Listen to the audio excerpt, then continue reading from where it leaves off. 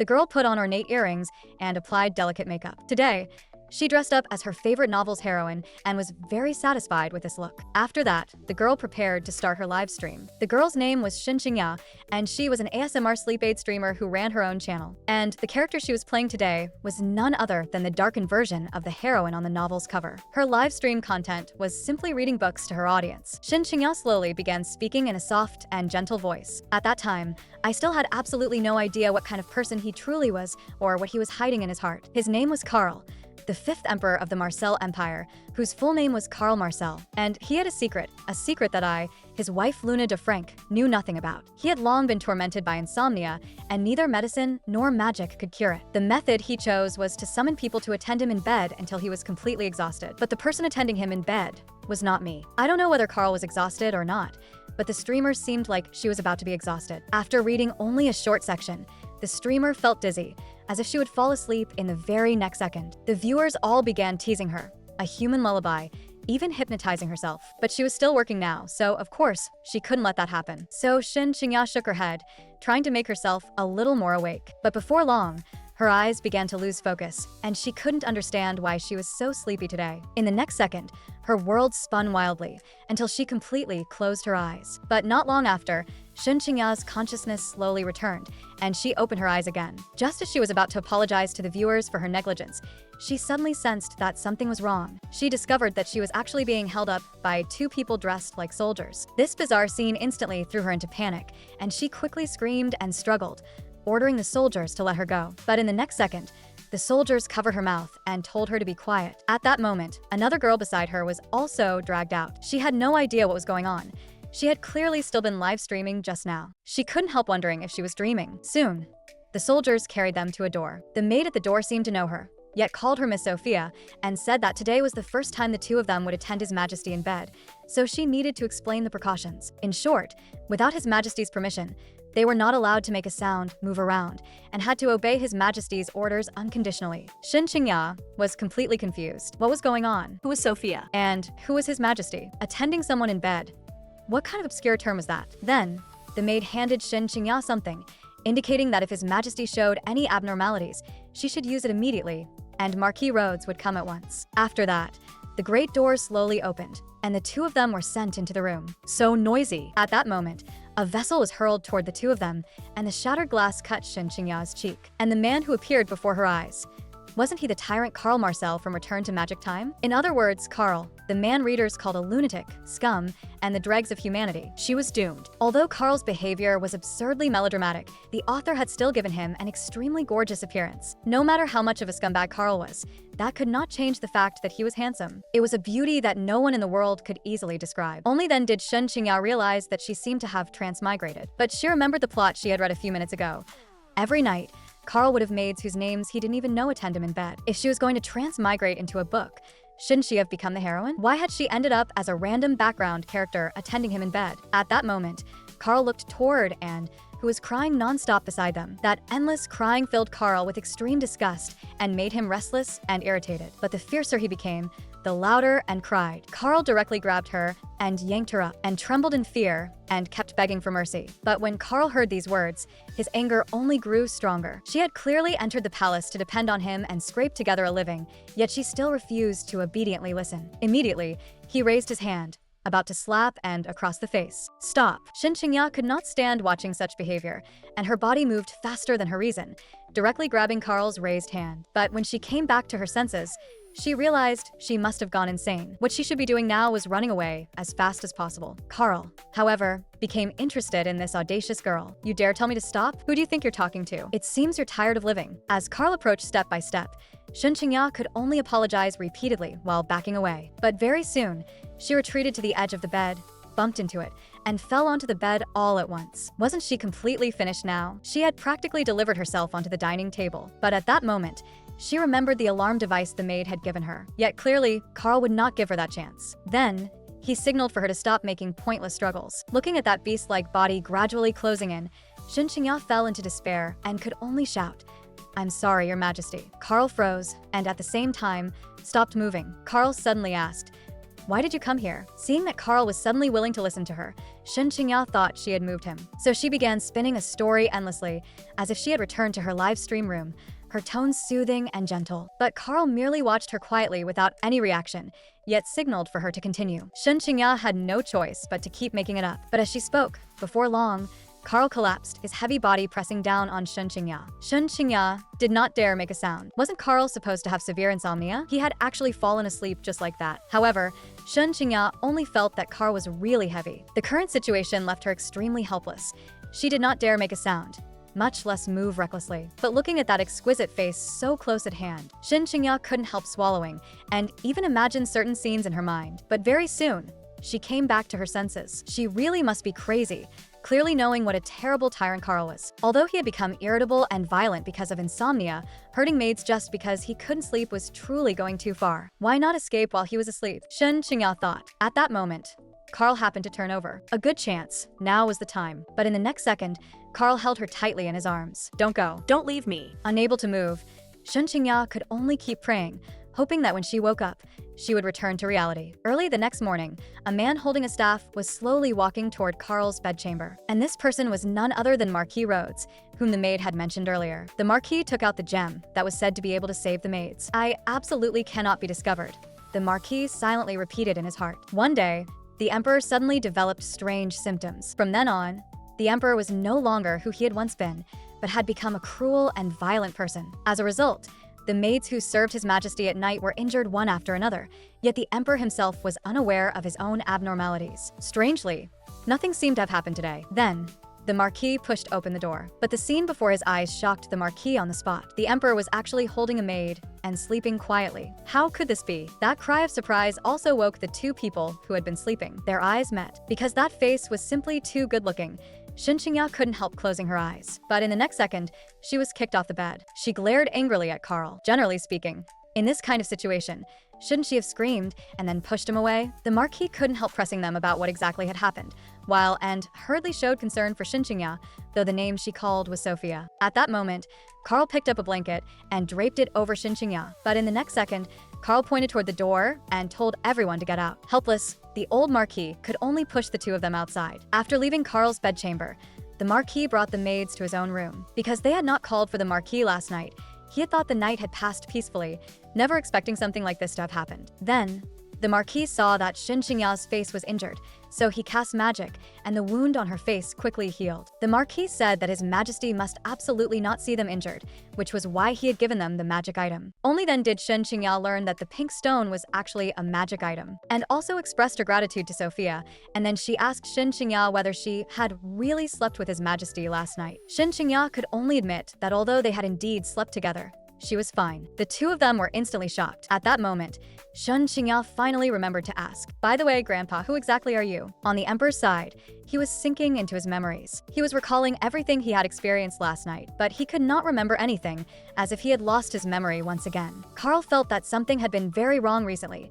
He was clearly conscious, yet he could not remember what he had done. Especially at night, when he tried to recall things, there was often only a blank void left. He had originally thought that this was merely an aftereffect brought on by insomnia, but at that moment, that girl's figure unexpectedly surfaced in his mind. He suddenly felt a chill and abruptly stood up from the bed. Only then did he realize that his head no longer hurt. His waist was not sore either. It was simply unbelievable. His body did not ache at all, and he even felt absurdly relaxed. For the 3 years since he had ascended the throne, he had been tormented by insomnia, sleeping at most 2 hours a week, even when he finally managed to fall asleep. After waking up, his whole body would still feel weak and sore. Yet today, Carl felt more refreshed than ever before. Carl, feeling comfortable all over, felt as if the entire world had brightened. It had been several years since he had welcomed such a refreshing morning, but very soon he realized something was wrong. What exactly was he doing? He had almost let the entire empire know that His Majesty had slept soundly through the whole night. He knew very well that this still could not happen now. He began to wonder what exactly had happened to him. He suddenly thought, could it be because of that woman who had slept with him? But very quickly, he rejected that idea. That was an insomnia condition that all the doctors and mages had failed to cure. How could it possibly have suddenly been cured just because he had slept once with a woman? Yet this was indeed the first good sleep he had had in 3 years. What if it really was thanks to that woman? That afternoon, the Marquis came to the Emperor's door and requested an audience. Seeing that the Emperor gave no response, he planned to open the door through physical means. Fortunately, In the end, Carl still opened the door amid an angry roar. And the first thing the Marquis said after entering was, "You are not thinking of making that person the Empress, are you?" Hearing this, Carl's expression instantly darkened. "What nonsense are you talking about? Your Majesty, even if you want to hide it, it is already useless. Did you not share a bed last night? If that maid becomes pregnant because of it, things will become troublesome." But the Marquis thoughtfully stated that he had already come up with a solution for His Majesty. Who would have thought that Carl would completely ignore common sense? "Then drive her out. Did you not say things might become troublesome? Then drive her out." Hearing this, the Marquis was dumbfounded on the spot. He could only advise the Emperor to think twice. Doing this was far too extreme.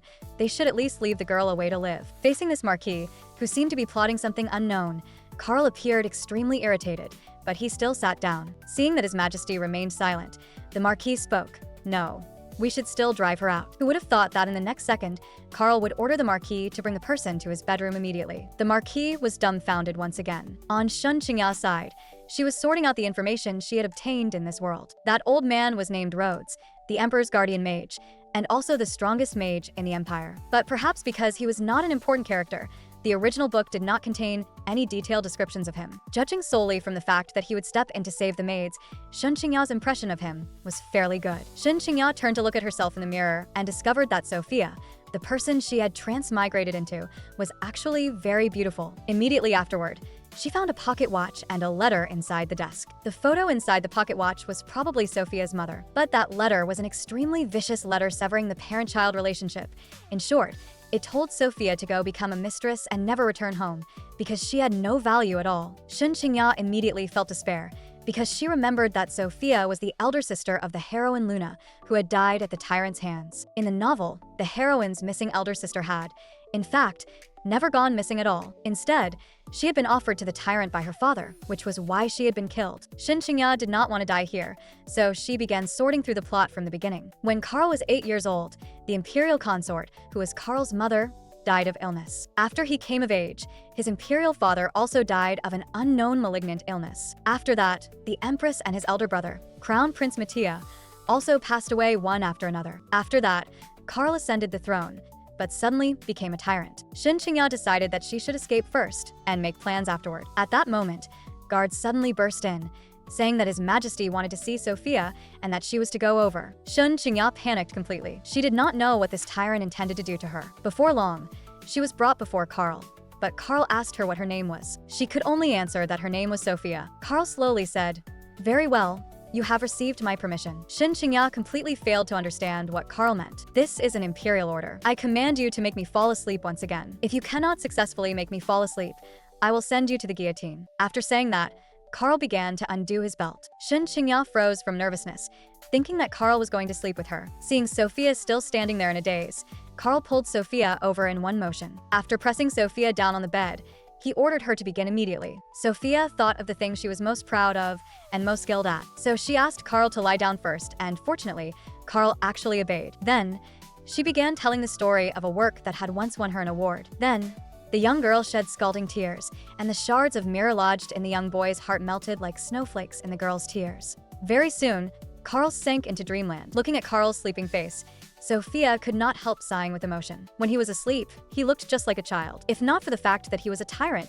he would absolutely be the type she was naturally drawn to. But now was not the time to think about such things. She had to escape, but the balcony was too high, and there were knights standing guard outside. So she chose to leave through the main door. But as soon as the door opened, she unexpectedly saw the Marquis eavesdropping. Shun Qingya began to wonder what exactly he was doing here. The Marquis explained in a panic that he had been worried Sophia would get hurt, so he had rushed over. Then, he handed Sophia another red gemstone and told Sophia that if anything happened, she could use it to ask him for help. Sophia hesitantly accepted the gemstone and was then half pushed, half escorted back to the dormitory by the Marquis. Sophia sensed that something was strange at this point. The Marquis had come running over, definitely not simply because he was worried about her. In the Marcel Imperial Palace's maid dining hall, the maids were whispering about her behind her back. The Emperor actually did not drive away the maid who previously attended him in bed.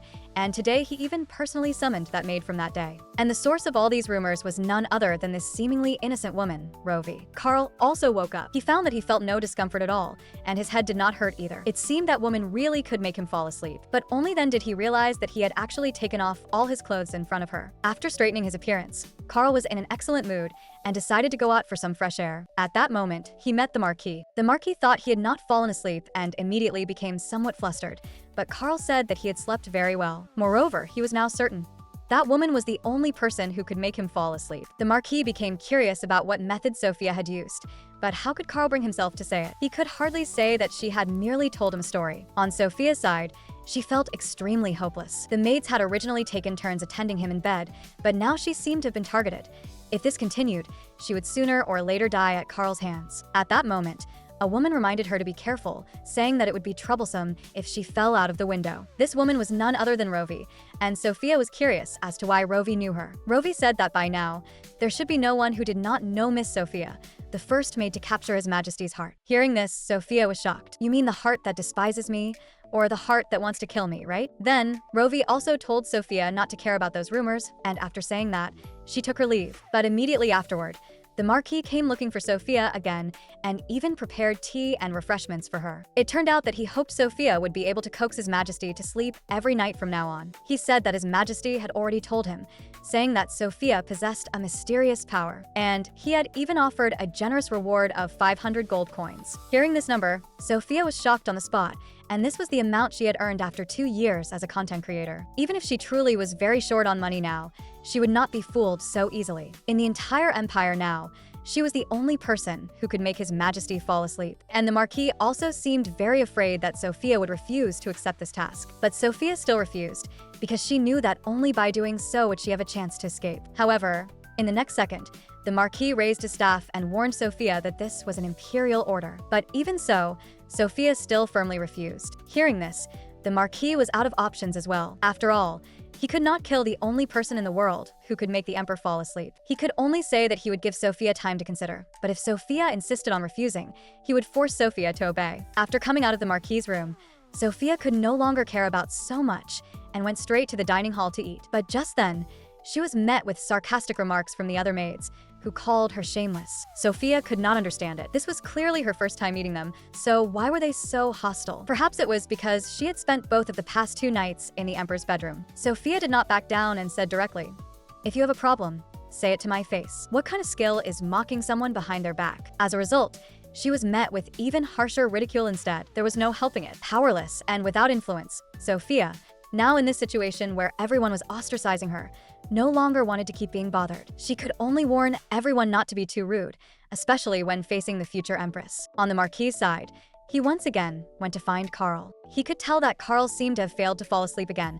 while Carl was curious about what urgent matter had brought him here so early in the morning. The Marquis told Carl that rumors about Sophia had already spread throughout the entire palace. The rumor said that Sophia had spent the night with His Majesty and was about to become Empress, and those words seemed to have come from her own mouth. Carl immediately let out a cold laugh. He had not expected Sophia to actually harbor such thoughts. Carl could not possibly discard the person who could make him fall asleep, but he also absolutely could not allow Sophia to become Empress, not even an imperial consort. The current him could not enter a marriage alliance with any family. On Sophia's side, seeing that the rumors had already caused such a huge stir and that the Emperor might really kill her, she decided that she had to escape before she was caught. But who would have thought that in the next second, she would be caught? The Emperor summoned Sophia once again. His Majesty, His Majesty. Again, that damned His Majesty. This time, Carl did not call her to the bedroom, but to the office. And the first thing he said was to advise Sophia to behave herself. "You merely stayed in my bedroom for 2 nights. Do not think that means you can act arrogantly. I will never let you become Empress. The only thing I allow you to do is coax me to sleep." It turned out that Carl had called Sophia over because he wanted to suppress her arrogance. But Sophia had originally said those words only to avoid continuing to clash with the maids. So she said,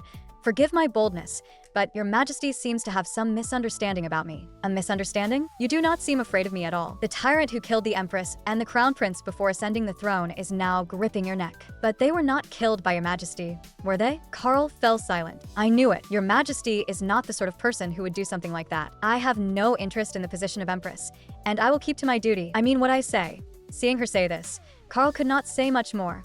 so he told Sophia to withdraw. When he came back to his senses, Carl realized that Sophia seemed somewhat different from the rumors he had heard. Could that old man have heard wrong? Carl felt his mind was a complete mess. He increasingly could not understand what that woman was thinking. This was clearly a good opportunity for her as well, so why would she refuse? Carl fell into conflict. She had clearly allowed him to touch her before, and she had been very willing to coax him to sleep. Why had she suddenly changed her attitude now? She had even said something like, "I know your majesty is not the sort of person who would do such a thing." After coming out of Carl's office, Sophia decided to immediately return to her room and take her backpack. But just then, a guard suddenly called out to Sophia. Sophia dodged left and right, running all the way. At last, she returned to her room and picked up her backpack. She had to escape from this place before everyone finished eating. But as she ran, she encountered soldiers again. She did not want to be caught here, so she turned to look out the window. She felt that this place was actually not that high, and she could not delay any longer. In the next second, she leaped, but the situation was completely different from what she had imagined. Why was it so high? Just then, a figure suddenly appeared and caught Sophia in his arms. At the same time, the Marquis used magic to protect the two of them. By the time they landed on the ground, Sophia had already fainted. Only then did Carl realize, how could she be so soft? Clearly, every time I touch a woman, I only feel disgusted. At that moment, Sophia also slowly woke up. But after discovering that she was being held by Carl, she immediately shoved Carl away. Only then did Carl coldly question her, asking why she had jumped from there. Looking at that cold yet handsome face, Sophia could not help straightening his appearance for him. Only afterward did she curtsy and thank Carl. Carl said, "If you truly want to thank me, then work for me." At that moment, the Marquis also rushed over and began scolding Sophia harshly. He rebuked her for doing such a dangerous thing. But Carl stopped the Marquis from scolding her and also ordered Sophia that from now on, without his permission, she was not allowed to die. Absolutely not. Sophia looked puzzled. Why did the Emperor save her? And why did he order her not to die? Clearly, he would eventually kill me, Luna's elder sister.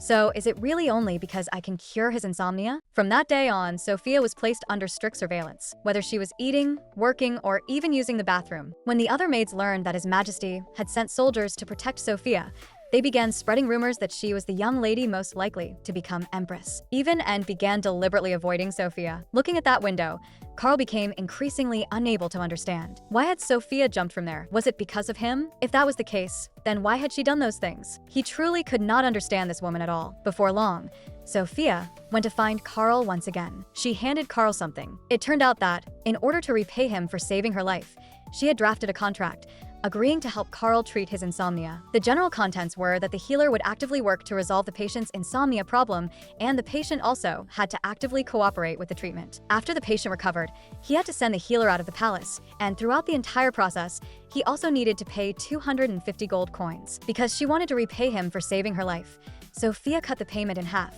claiming that treatment did, after all, require time and energy. Upon hearing that it required time and energy, the Marquis indeed misunderstood again. In addition, there were breach of contract clauses.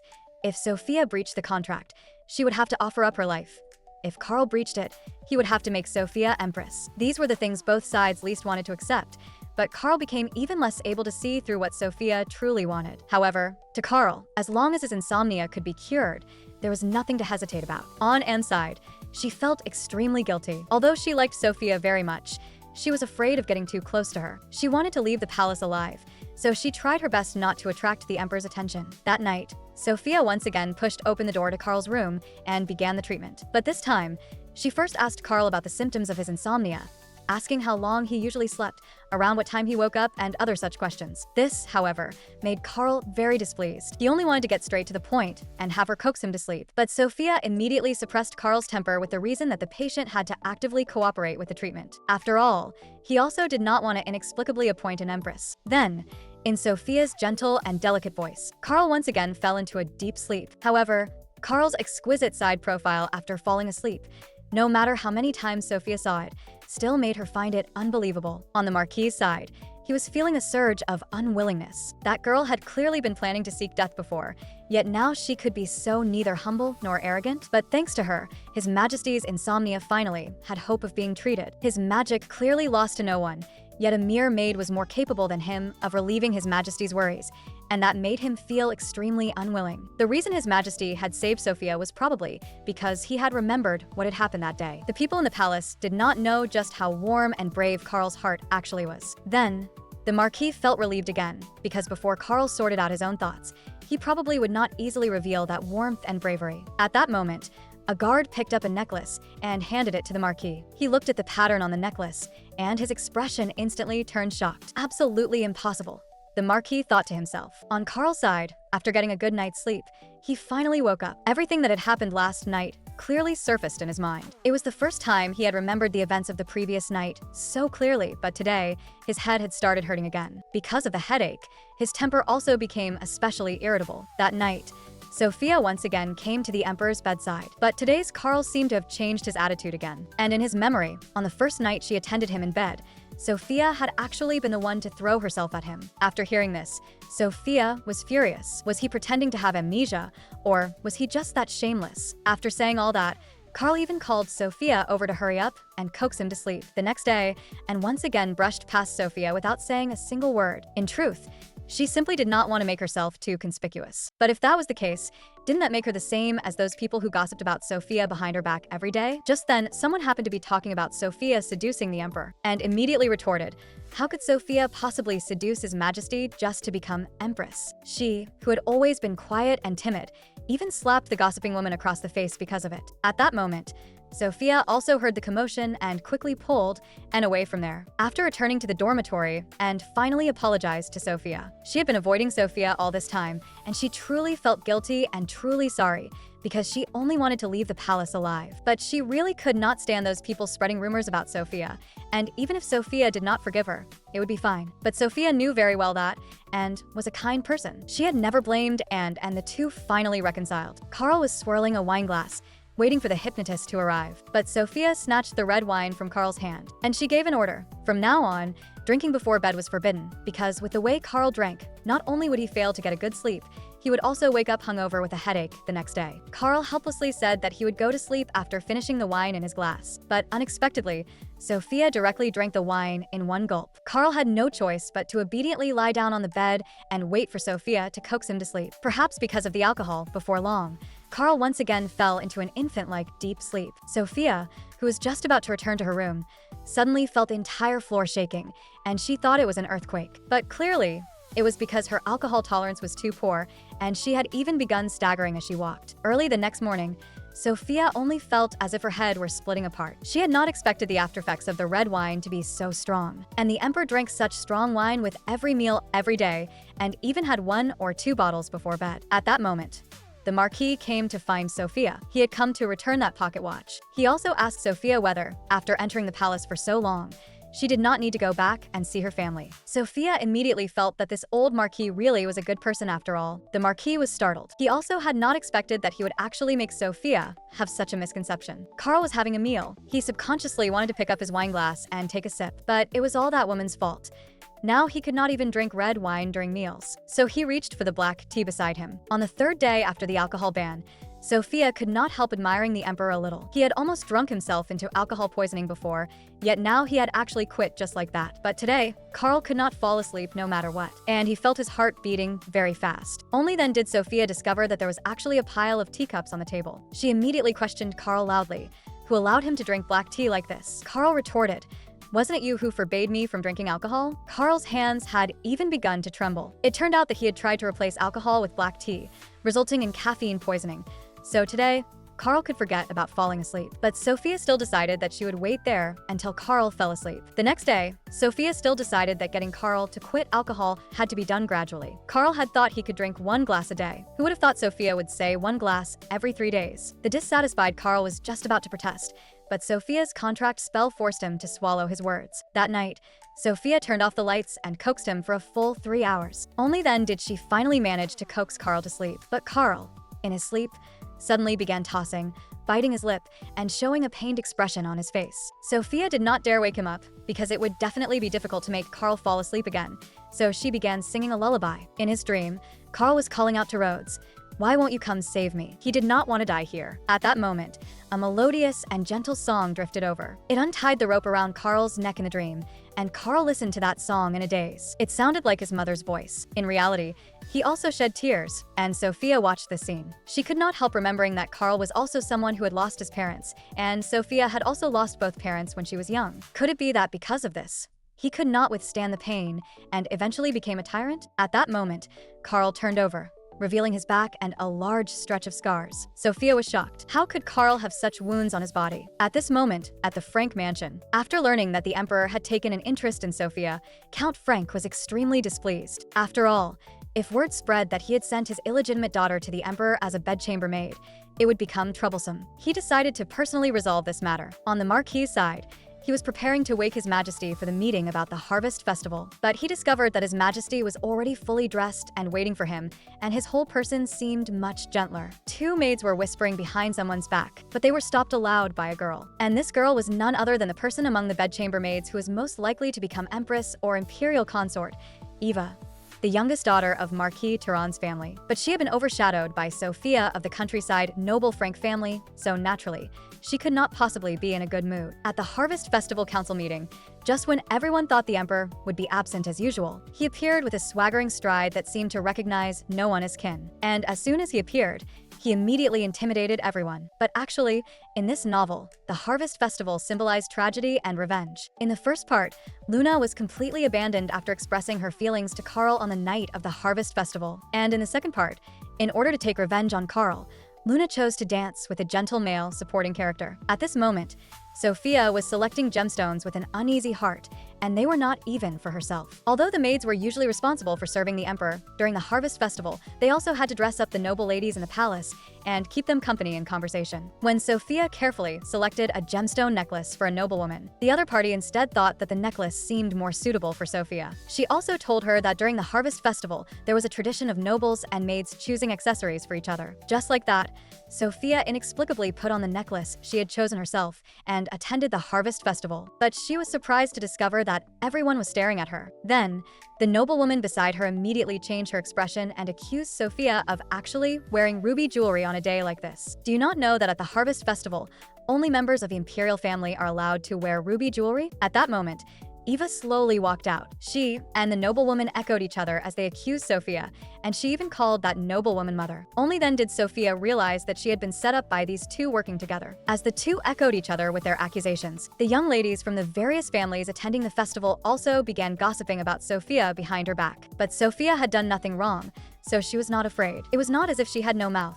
Would she really be afraid of arguing? Just as she was about to take off the necklace and enter argument mode, she was stopped by a figure behind her. And the person who stopped her was actually Emperor Karl. Karl directly smashed a bottle of red wine. He poured the wine over the noblewoman's head, simply because the noblewoman had said that Sophia had won Karl's favor. But no woman could win even the slightest bit of kindness from him, because Karl hated all women in this world. But Sophia was different. She was one of Karl's tools, and a very useful one at that.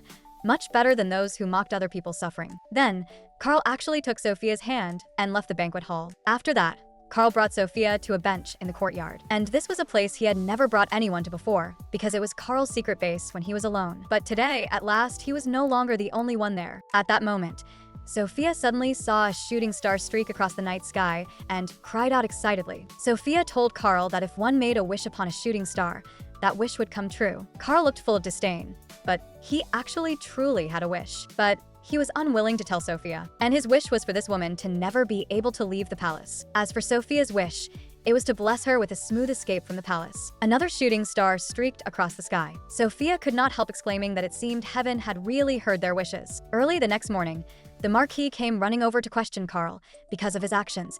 This year's Harvest Festival had ended early. Moreover, even though he clearly knew that woman was Marchioness Turan, Karl had still poured red wine over her head. Facing the Marquis's repeated accusations, Karl said that he did not care how others saw him, but only the Marquis should believe in him. Karl said he would handle this matter properly, and that he would make the youngest daughter of the Turan family leave the palace. Afterward, Karl also requested that 3 palace mages be assigned to Sophia. At the meeting afterward, Karl had not yet announced that the meeting was over, but Marquis Turan, standing nearby, opened his mouth and said that the meeting could more or less end here. Karl was instantly furious. He had not spoken yet, and this man actually dared to announce the end of the meeting. Karl directly announced that Marquis Turan would be stripped of his position as ambassador and demoted to viscount. Marquis Turan questioned him. What do you mean by this? The ones insulted were Emperor Karl and his wife. That woman wearing a ruby necklace was simply outrageously bold. And it is one thing that you poured red wine all over my wife and drove her out of the palace, but how can you treat me this way as well? Karl merely asked indifferently. Since when has our empire ever had such a law? It was precisely because of such an absurd rule that the woman who belongs to me was subjected to all kinds of difficulties and humiliation. To insult what belongs to me is the same as insulting me. You had best obediently withdraw. The fact that I have not cut off your head is already generous enough." With one stroke of his sword, he cut through Turan's collar, and Turan was immediately so frightened that he dropped to his knees. As for how exactly Turan had risen to his position, Karl knew better than anyone. He warned everyone that if anyone challenged imperial authority again in the future, he would show no mercy. But deep down, Turan was extremely unconvinced, and he would absolutely not let this matter rest. The next day, Sophia and were just about to go for a walk, but they ran into Rovi, from whose hands almost all the previous rumors had come. Yet now, she told Sophia that there was no need to be so guarded against her. And the purpose of her visit was to tell Sophia that Miss Turan had already been driven out of the palace by the emperor's personal order. Moreover, the Turan family was no longer a marquis family, but had been demoted to viscount. Hearing this, Sophia felt a wave of panic. Without realizing it, she had already changed the plot. Sophia was curious why the other woman was telling her all this, and Rovi said it was simply because they were in the same boat, so she wanted to help Sophia. Afterward, she took her leave, but Sophia's intuition told her that this woman must have some other purpose. After Rovi left, another group of maids arrived. They all shamelessly apologized one after another, saying that they had only been blinded by jealousy for a moment. Then they kept comforting Sophia as well. These people could truly be called shameless. Fortunately, Sophia still had and by her side, but she also realized just how difficult her current situation was. Although she was very grateful that Karl had saved her, he had also pushed her into the center of the storm. At this moment, in a small city located in the eastern part of the empire, Count Turan knocked on a door. He wanted to see someone, but the other party told him that person was not here right now, and if he had anything to say, he could pass it on in his place. After Turan left, that lord appeared in the alley and had also heard what Turan had said. But he did not want to concern himself with Turan because Turan no longer had any value to be used. However, they had heard Sophia's name. The man smiled and said that he had not expected this to actually become connected to the White Killer. Things were starting to become interesting. That night, Sophia,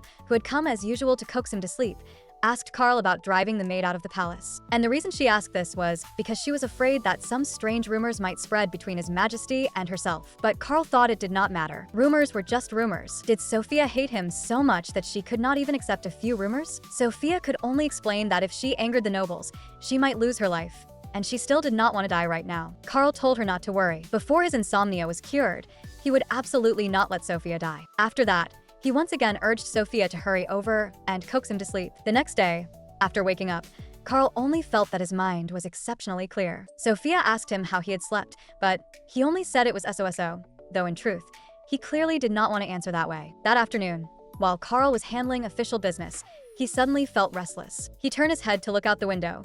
Just now, there seemed to have been a magical vibration. The space inside and outside the palace was distorted from each other, and generally speaking, through the windows, one could only see scenery whose distance was difficult to distinguish. Through the magical vibrations enveloping the entire palace, the scenery could change in an instant, but what Karl saw in the window was actually Sophia. That afternoon, while Karl was practicing swordsmanship, he unintentionally saw Sophia speaking quietly with a knight. Only after Karl returned to his room did he understand the reason Sophia had been whispering with the knight. It turned out that she had wanted the knight to deliver this letter to him. After learning that Sophia would come over earlier today, Karl immediately stood up and went out to look for Sophia. Sophia had picked some flowers and herbs for Karl, called lilacs, whose fragrance helped with sleep. At the meeting 1 week after the harvest festival ended, the ministers were all asking when he intended to appoint a new envoy to fill the vacancy. The head of the Seal family, a family of mages, Duke Joey de Seal, asked Karl whether the rumors that he planned to make his favored maid empress were true. After that, the various ministers began raising all kinds of questions one after another. The noble forces at the top of the imperial court were divided into two major factions. They were the conservative mage faction and the bloodline knight faction. Long ago,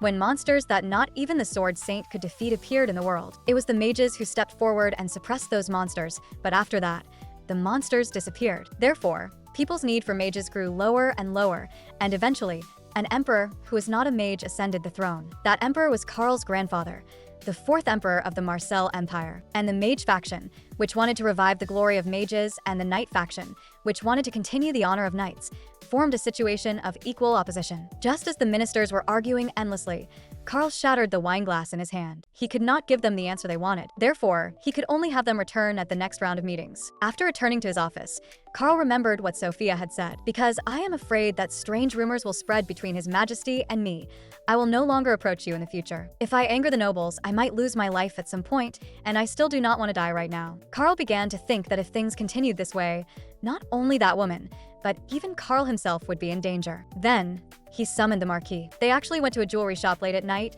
and requested that some things be made. He also asked the Marquis to make this gemstone into a protective magic item, and he required him to have it finished by tomorrow. The next morning, Sophia received a gift. It turned out to be a formal dress sent by the Emperor, and he even required her to put it on and go to Marcel Hall. Then, Sophia put on the formal dress as instructed and arrived at the entrance of the hall. Inside, Carl was holding a meeting. Inside, Carl announced that the position of envoy would temporarily remain vacant. The ministers immediately began discussing among themselves, but Carl coldly warned them not to forget that the true emperor was him. Then, Carl issued a second imperial decree, and just then, Sophia walked in. The emperor officially appointed Sophia as the emperor's exclusive insomnia therapist, and in recognition of her contributions to his treatment, granted her a specially established knightly title. As soon as the decree was issued, a commotion immediately broke out at the scene. At that moment, Carl took out that item. The completed magic tool was handed to Sophia by him personally. He also stated that from now on, no one was allowed to insult Sophia again. From this day forward,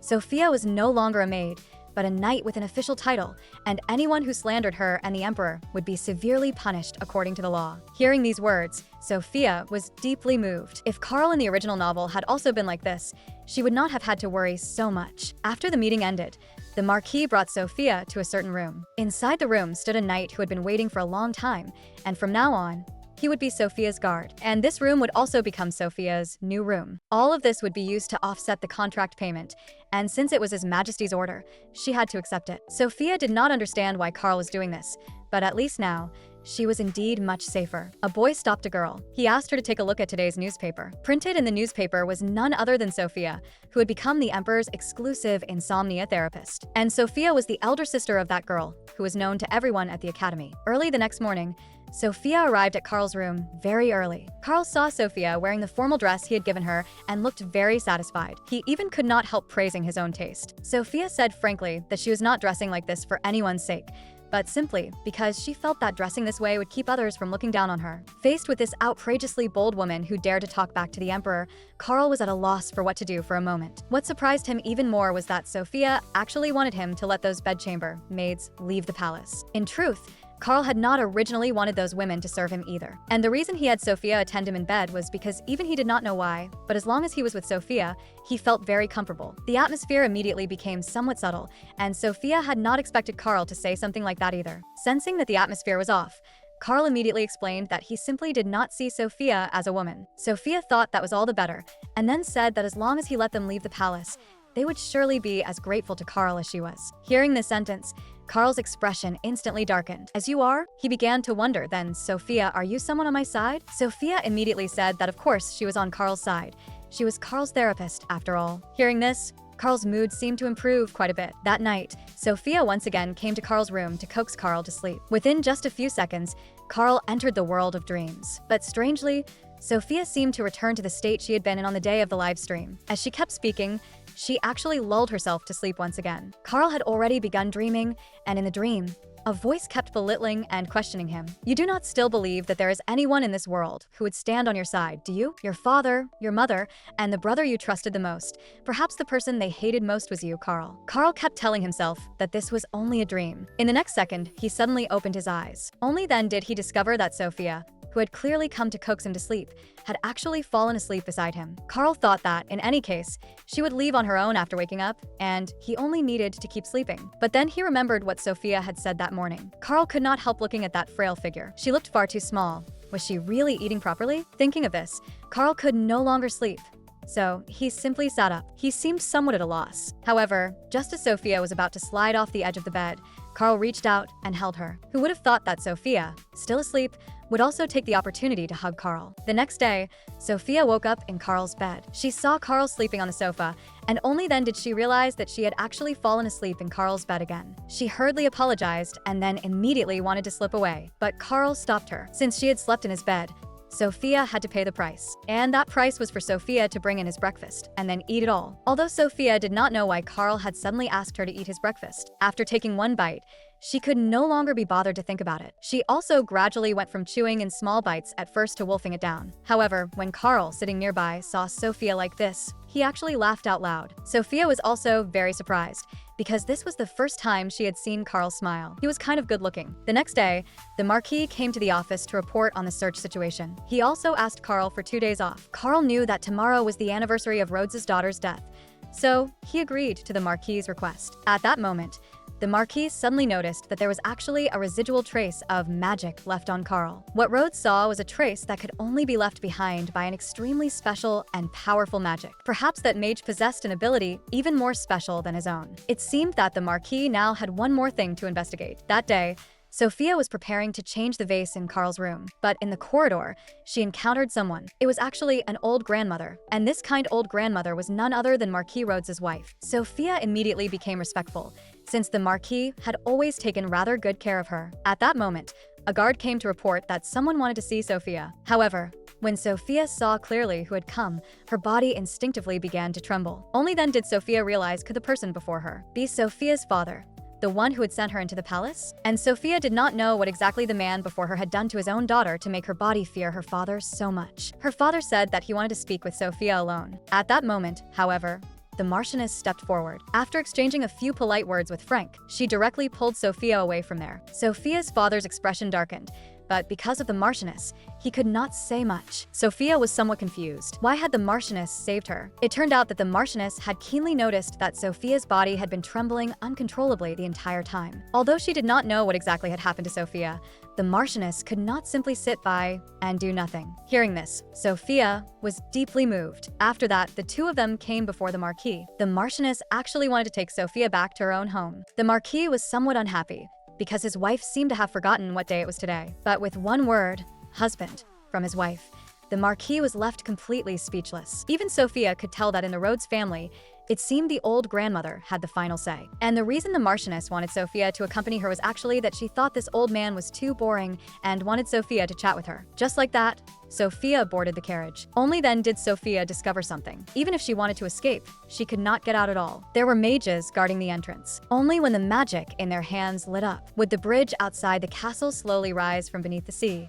finally forming a complete bridge. In other words, without mages, ordinary people could not enter or leave at all. No wonder banquets were only held on special occasions, and outsiders were rarely seen at ordinary times. The carriage slowly drove into the city. This was also the first time Sophia had come to a town in this world since transmigrating, and Mrs. Rhodes also invited Sophia to come visit their home often in the future. After arriving at the Marquis's mansion, Sophia discovered that the Marchioness really did like pink. At that moment, the Marchioness finally formally introduced herself. Her name was Meryl, and after Sophia finished introducing herself, Meryl learned that Sophia was the healer who had recently become famous throughout the palace. But even so, Meryl still wanted to call Sophia by her real name, and Sophia also wanted to call Mrs. Meryl Grandma Meryl. Having gained a granddaughter for free, Meryl gladly accepted. Moreover, ever since their son had passed away, only the two elderly people had been left in the house. Now that they had gained a granddaughter, she was overjoyed. Meanwhile, Rhodes was staring blankly in the direction of the mansion. He did not know exactly how the two of them had met, but all of this seemed like an arrangement of fate. Because he had not opened Sophia's locket, yet he seemed to have already guessed something. He simply did not want to confirm it, because if his guess turned out to be true, then he could hardly imagine what those two had experienced in the Frank family. But whether it was him or Meryl, neither of them had much time left. What exactly had happened between Rhodes's daughter and Meryl's son would be revealed at tomorrow's Memorial Day. At this moment, however, the two of them were chatting in the pavilion. Meryl casually mentioned that Carl had loved flowers ever since he was young. In order to fulfill her son's wish, the imperial consort had once ordered Marquis Rhodes to create a kind of magic that could keep flowers from ever withering. In the end, Marquis Rhodes spent 2 years creating a garden where flowers bloomed in all 4 seasons. But at that time, it happened to coincide with the imperial consort's death, so Carl had never gone to that garden. Although Carl was still very young at the time, there was no expression on his face, and he did not even shed a single tear, as if he had already understood what the imperial consort's death meant. After that, the late emperor died of illness, and the empress and crown prince also passed away one after another. Only then did Sophia suddenly react. Something was wrong. All of this was absolutely wrong, and why had Carl been able to accept these things so calmly? If all of this was true, then perhaps everything was still far from over. On the way back afterward, Meryl took Sophia to a clothing store. After trying on clothes, Sophia received many compliments. Just as she was about to buy a mask for the banquet, a red-haired man suddenly appeared and said, "Miss, do you want to buy a mask too?" Looking at the man whose looks were not inferior to Carl's at all, Sophia almost started drooling. The man wanted Sophia to help him choose a mask. That way, every time he wore the mask, he would think of Sophia. Sophia thought this man was a little strange, but Sophia, who was good at cosplay, still chose one from among them, and she had to admit, it really suited him very well. And the man also chose a mask and gave it to Sophia in return. At that moment, the man suddenly leaned closer, and the reason he approached was actually only to praise Sophia's brooch. Then, in a gloomy tone, he reminded Sophia that she must be careful and absolutely must not lose the brooch. Sophia felt a trace of icy chill, but this person's appearance really made him look like a greasy and flirtatious man. After returning to the palace, Sophia received a letter. It was left for Sophia by the Count, in other words, her father. In the letter, he warned Sophia not to have any unnecessary thoughts, saying that Sophia was merely their bait, and especially not to hinder Luna, because her existence was an obstacle to Luna. After reading the letter, Sophia trembled with rage. How could there be a father who would say such vicious words to his child? That evening, Sophia came to Carl's room. Only then did she discover that Carl had actually been drinking again, and he had drunk several bottles again. Sophia was just about to scold him, thinking that he wanted to drink without even getting her permission. Who would have thought that Carl seemed like a completely different person? He bluntly said that someone like Sophia dared to command the emperor. This Carl made Sophia feel extremely unfamiliar and extremely frightening. Carl reached out and gripped Sophia's neck, but in the next second, he directly collapsed into Sophia's arms. No matter how Sophia called out to him, he did not respond. However, less than 2 minutes later, Carl woke up again and even asked Sophia why she was here. Moreover, he seemed completely unaware that he had just drunk alcohol. The next day, Sophia came to ask Rhodes whether Carl had any other illnesses. For example, an illness involving sudden memory loss. Rhodes was also very surprised, since Carl had clearly been quite well behaved recently, and his conclusion was that this was a symptom of a personality change. This seemed to be the first time she had heard this term since transmigrating into the book, and she had also encountered this kind of situation when she first arrived. It was just that she had been too afraid at the time and had no attention to spare for anything else. Rhodes explained that Carl would sometimes become extremely violent, completely different from usual, and generally, as long as no one angered him, nothing would happen. Sophia then connected the dots. Could it be dissociative identity disorder? But Carl himself did not know about it. Moreover, Rhodes said that this matter had to be kept absolutely confidential, because if Carl found out, no one knew what might happen. The Marcel Empire's imperial family held 2 large celebrations every year, and in addition, because envoys and diplomatic delegations from neighboring countries would visit in February, a banquet comparable to a celebration would also be held at this time. In the original work, this was when Luna received a confession from the warm male supporting character, and Rhodes actually had Sophia serve as the envoy's assistant. Then, after only leaving behind the words that the envoy was someone Sophia knew very well, he directly dumped the task on her and ran away. Suddenly receiving such a mission, Sophia immediately felt somewhat lost. At that moment, Carl suddenly appeared, and he saw Sophia's uncertainty. He had specially come over to tidy up Sophia's appearance. He also deliberately pinned Sophia's brooch in an even more conspicuous position. He wanted everyone to know that Sophia was his therapist. Being stared at so directly by Carl, Sophia could not help feeling a little shy. The celebration venue was extremely lively. Sophia was standing beside Carl at this moment. At that moment, Bernie from Delfiore came over to greet Carl. Then Sophia remembered, wasn't this the playboy from the clothing store back then? Claude responded with a smile, saying that he was indeed the envoy from Delfiore. At that moment, Carl's expression beside her suddenly darkened. He asked exactly how the two of them knew each other. Claude then recounted how the two of them had met in the clothing store. Afterward, he even asked Carl for Sophia's name with absolutely no sense of tact. Although Carl was extremely displeased, he still said Sophia's full name. Then, Carl said that this was enough for today and prepared to leave the celebration. He also signaled for Sophia to follow him immediately. After going outside, he told Sophia to shut her mouth and obediently follow him. Sophia truly had no way of dealing with this willful emperor at all. That afternoon, while Sophia was on her way to change Carl's flowers, she met Claude again, and this time, he had come to give Sophia a local specialty, chamomile tea. Their region was the best producer of chamomile tea, and this small bag alone cost a full 300 gold coins. But unfortunately, the quality of the chamomile tea produced recently had declined somewhat. Moreover, chamomile tea contained calming and soothing components, so perhaps it would be helpful for insomnia. Sophia immediately thought that perhaps she could build a business around this. Unbeknownst to her, The entire conversation between the two of them was seen by Carl nearby. Seeing the two of them chatting so happily, he felt very displeased. That night, when Sophia came to work, Carl was standing at the door, startling Sophia. Sophia thought Carl had switched personalities again. So when Carl trapped Sophia against the wall, she looked extremely frightened. Carl also did not know why Sophia always showed that kind of expression whenever she faced him. Then, he pulled Sophia up, wanting to give Sophia, who had been smiling foolishly in front of another man, a little punishment. And his punishment was to make her sit here and continue coaxing him to sleep. He also warned Sophia not to smile in front of other men, because it would annoy him. In the western part of the empire, in Frank territory, a maid was preparing to help the blue-haired girl take her luggage, but she was slapped away by the blue-haired girl. Then, the girl gently waved her magic wand. The luggage floated into the air, just like that. And this girl was none other than Luna, Sophia's younger sister. As for the daughter who had returned, her mother warmly came forward to greet her, for no other reason than because her daughter was ranked first at the Magic Academy. Count Frank had gone to the capital and had still not returned. So Luna told her mother the purpose of her return. She wanted to attend the debutante ball. After her mother learned this news, she immediately arranged a carriage to head to the capital and handle the matter. Watching her mother's departing figure, Luna's expression gradually darkened. Then she returned to the mansion and actually sent all the maids away to rest, which the maids were naturally more than happy to do. And the reason she sent her mother away and dismissed the maids was to enter the basement of this castle. There was actually a prison cell in the basement, and this was the place where Sophia had once lived. Luna was extremely furious because her family had once lied to her, saying that as long as she graduated from the Magic Academy with first place, they would let her sister go. But in the end, it seemed they had already sold her sister into the palace from the very day she entered the academy. And the magic she had set before leaving had also been overwritten by her father's magical formula. She made up her mind that she would definitely let her father know the consequences of touching what belonged to her. At this time,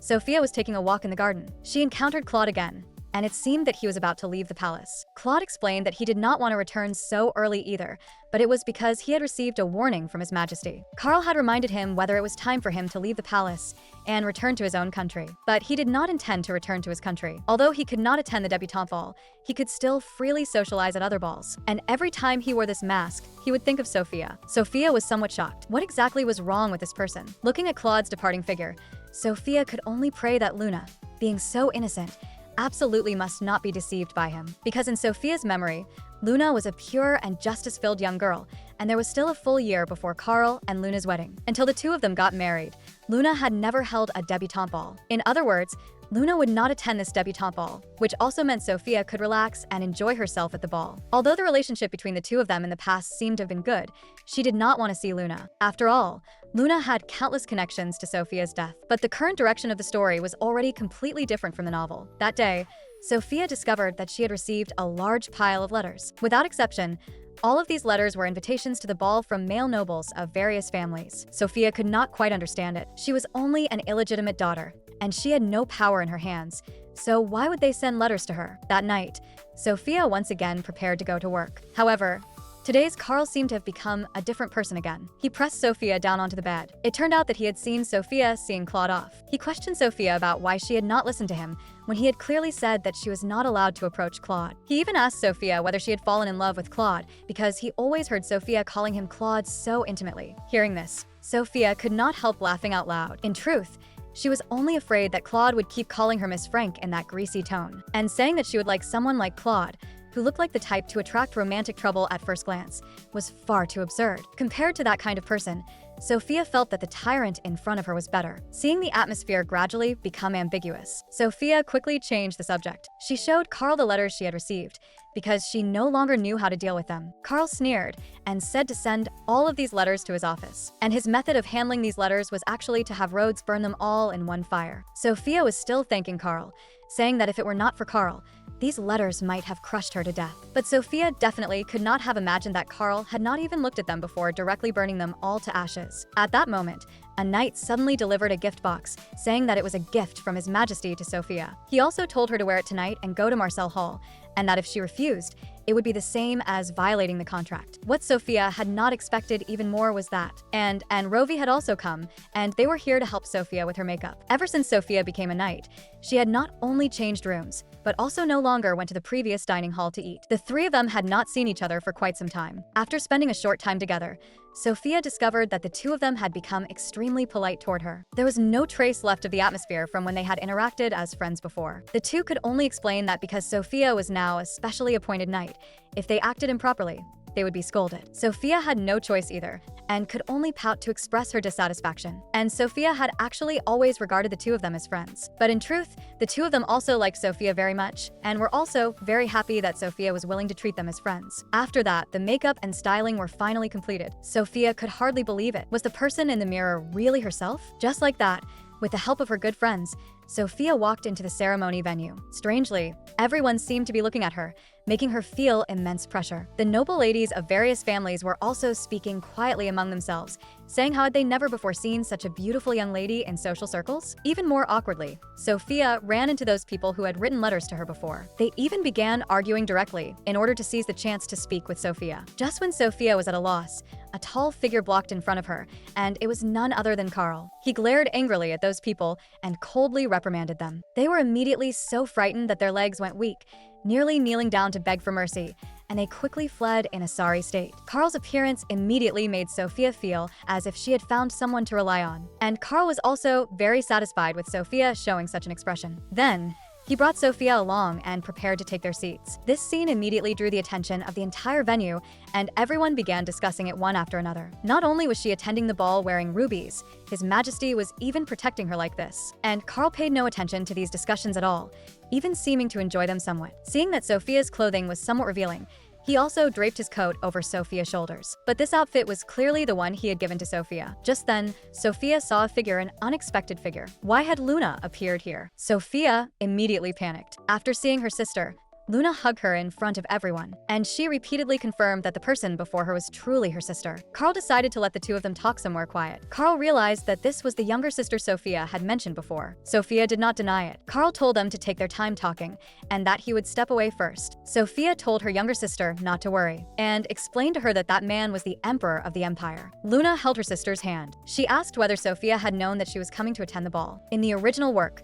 Luna had not attended this ball. According to the novel's plot, she should not officially appear for at least another year. Luna showed a sorrowful expression. She had learned that her sister had become His Majesty's therapist, but had not known that that person had actually sold her into the palace. Sophia could only smile awkwardly, realizing that she seemed to have changed the direction of the plot again. Luna asked her whether she had begged His Majesty because she wanted to see her. Luna believed that her sister must have thought she might attend the debutante ball, so she had begged His Majesty to let her attend. But that was not what Sophia was thinking at all. She felt that the Luna before her was somewhat strange. Before Sophia could speak, Luna gave a wickedly charming smile, convinced that her sister really could not leave her after all. Sophia felt that something was not quite right. The way Luna was now did not seem like a child at all. That night, Luna kept clinging to Sophia as they slept. The next day, Luna became even happier, and Sophia was dragged along by Luna, leaving her no choice but to go to Marcel Hall. Sophia had not originally planned to attend for 2 days in a row, but Sophia also felt that having a younger sister appear out of nowhere seemed rather nice. Before transmigrating,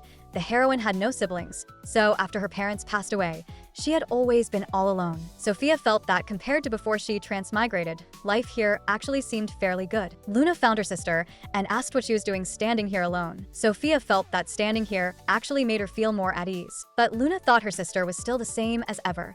Since she was here now, what was there to be afraid of? After saying that, Luna handed Sophia a glass of red wine and told her sister to try it. Sophia said that she could not drink alcohol, but Luna told her that since her sister had become His Majesty's knight, couldn't she act once as the Black Knight who blocked drinks for her younger sister? Sophia was extremely helpless about this and could only take the glass of red wine. Suddenly, Carl appeared and snatched the red wine from her hand. He told her that after she drank last time, her face had become very obviously red. After saying that, Carl drank the red wine in his hand in one gulp. Sophia was a little worried whether drinking it all in one go like that would harm his body. Carl thought it was only one glass of wine, and there was no need to worry, just like when Sophia had drunk that glass for Carl before. For a moment, Sophia was actually somewhat moved by Carl. Luna suddenly put on an expression of great concern, but Carl suddenly looked at Luna, thinking that she did not seem to understand her own sister very well either. Luna tearfully apologized to her sister, saying that she truly had not known her sister could not touch alcohol, and Sophia hurriedly comforted her when she saw this. And Carl saw all of this. The next night, Luna found a handkerchief in the drawer and asked her sister why the handkerchief she had given her before was here. Only then did Sophia realize that the handkerchief had originally been a gift from Luna, so she could only casually find an excuse to brush it off. Luna told her sister not to be reluctant to use it, and that she should use it when she needed to. Sophia accepted the handkerchief and said that she would definitely use it properly in the future. Sophia said that there was only one bed here and asked whether it would be inconvenient to sleep at night, wanting Luna to go back to her own room to rest. But Luna said that the reason she had come to the palace was to save her. Hearing this, Sophia could not help being startled in her heart. Luna had not expected her sister to react this way. She believed that His Majesty had forced her to become his therapist. This was not her sister's own will at all, was it? Sophia did not understand what exactly was wrong with her. Luna thought that someone as soft-hearted as her sister could not possibly survive in the palace. Luna said that she sincerely wanted to save her, and she apologized to Sophia because she had failed to stop that person. Sophia knew that the person her younger sister was talking about was their father. Luna believed that for a magic-incompatible person like her sister, the palace might indeed be safe. But how is this place any different from the basement at home? After all, she was still being locked up all the same. Suddenly, Sophia's memories surged wildly into her mind. Those memories were the past that Sophia had always been unwilling to face. The room the heroine had seen before was precisely Sophia's former memory. Luna guided her, saying that as long as she escaped from here, she would no longer have to live the way she had in the basement. For a brief moment, Sophia truly had the thought of fleeing this place. But the heroine was not Sophia after all. Although she possessed Sophia's memories, she ultimately came back to her senses. Sophia told Luna that she was very grateful that Luna was thinking of her. She said that she could not run away with her right now. Becoming His Majesty's therapist was her own choice, and she had already formally signed a contract with His Majesty. Luna found it somewhat unbelievable. Sophia said that before fulfilling her obligations, she had to stay here. After comforting Luna, Sophia still had to go coax His Majesty to sleep first, so she told Luna to rest. Thus, she left the room. At the same time, Sophia arrived at Carl's room, and Carl first pulled her into his arms. Sophia hesitated somewhat, feeling that the two of them were too close. Carl leaned against her ear and asked in a low voice whether she wanted to sleep together. Sophia shouted shyly that she absolutely did not want to sleep with a pervert. The next morning, Carl was practicing swordsmanship with his subordinates. As a swordsmanship genius, Carl had surpassed the Knights Commander at the age of 17 and become the strongest knight in the Empire. But because of his taciturn, cold, and ruthless personality, even his guard knights were unwilling to approach him. On top of that, there were also rumors that His Majesty had killed the Empress and the Crown Prince before ascending to the throne. But recently, it was said that the cold Emperor not only seemed much gentler in expression, but his tone was no longer so icy, and he even smiled. The three little ones had now become completely infatuated with Carl. Suddenly, a subordinate saw someone standing on the roof. They discovered that the person was none other than Sophia's younger sister. Why was she there? Carl saw her jump down from above. Seeing this, Carl thought that if her younger sister died, Sophia might very well commit suicide too. At this time, Sophia was searching everywhere for Luna. From afar, Sophia saw Carl, but she discovered that Luna was lying in Carl's arms. The two of them also noticed Sophia. Luna got up and hugged Sophia. She told her that she had only accidentally stepped into empty air and that His Majesty had caught her. Seeing that she was not injured, Carl left first, but Sophia still remained half convinced about it. At night, Sophia coaxed Carl to sleep as usual. This time, Sophia saw bloodstains on Carl's arm. Sophia had not expected that he had truly gone to save Luna, so she pulled him over to sit on the sofa. Then, she lifted Carl's clothes, which caught Carl somewhat off guard. Sophia told him to endure it for now, as she wanted to check his wound. Sophia saw that the wound was very deep and planned to call Marquis Rhodes over to help Carl receive treatment. But Carl held her back, thinking that such a small injury was not worth causing a commotion over. Carl told her that his constitution was very special and that he would heal soon, so a simple bandage would be enough. Sophia saw that the only thing in her pocket was the handkerchief Luna had given her. But for now, bandaging the wound was more important, and she planned to find a chance to explain it to Luna later. However, Sophia was still very angry, thinking that if Carl had just explained things clearly, wouldn't he have avoided being misunderstood? Sophia deliberately played a little trick and used a bit of extra force while bandaging him, treating it as his punishment. Just as Sophia was preparing to leave, Carl grabbed her. He told her to wait a while before leaving and coax him to sleep first. Seeing him looking as if he were acting spoiled, Sophia could not help feeling a little shy. In the next second, she told him to lie down on the bed first. Carl had no choice but to slowly climb onto the bed. At the banquet, Luna suddenly asked Sophia where the handkerchief she had given her had gone. Sophia then briefly told her about His Majesty getting injured. Luna was somewhat angry, not expecting that her sister had actually used her handkerchief to bandage His Majesty. She thought her sister was far too innocent, actually believing His Majesty so easily. Sophia's memories once again surged into her mind. That memory was Sophia's memory of her father, and in the memory, her father said that all of this was for Luna. Luna told her sister to hold on until she graduated from the Magic Academy, and that when the time came, she would help her sister leave. Robert always protected Luna, and simply because Sophia was magic incompatible, he was full of dissatisfaction toward her. So as soon as Luna left home to go to the Magic Academy, her father sold Sophia into the palace. The reason the heroine was able to transmigrate into Sophia's body was because the real Sophia had already given up on everything. But Sophia did not know that the person who had pushed her into the abyss was none other than Luna. Back in reality, Luna was still whispering in her ear, tempting her like a demon and telling her not to trust His Majesty. She also said that His Majesty was absolutely not a good person. Luna still thought that she was the same useless older sister as before. She believed that her sister, just like in the past,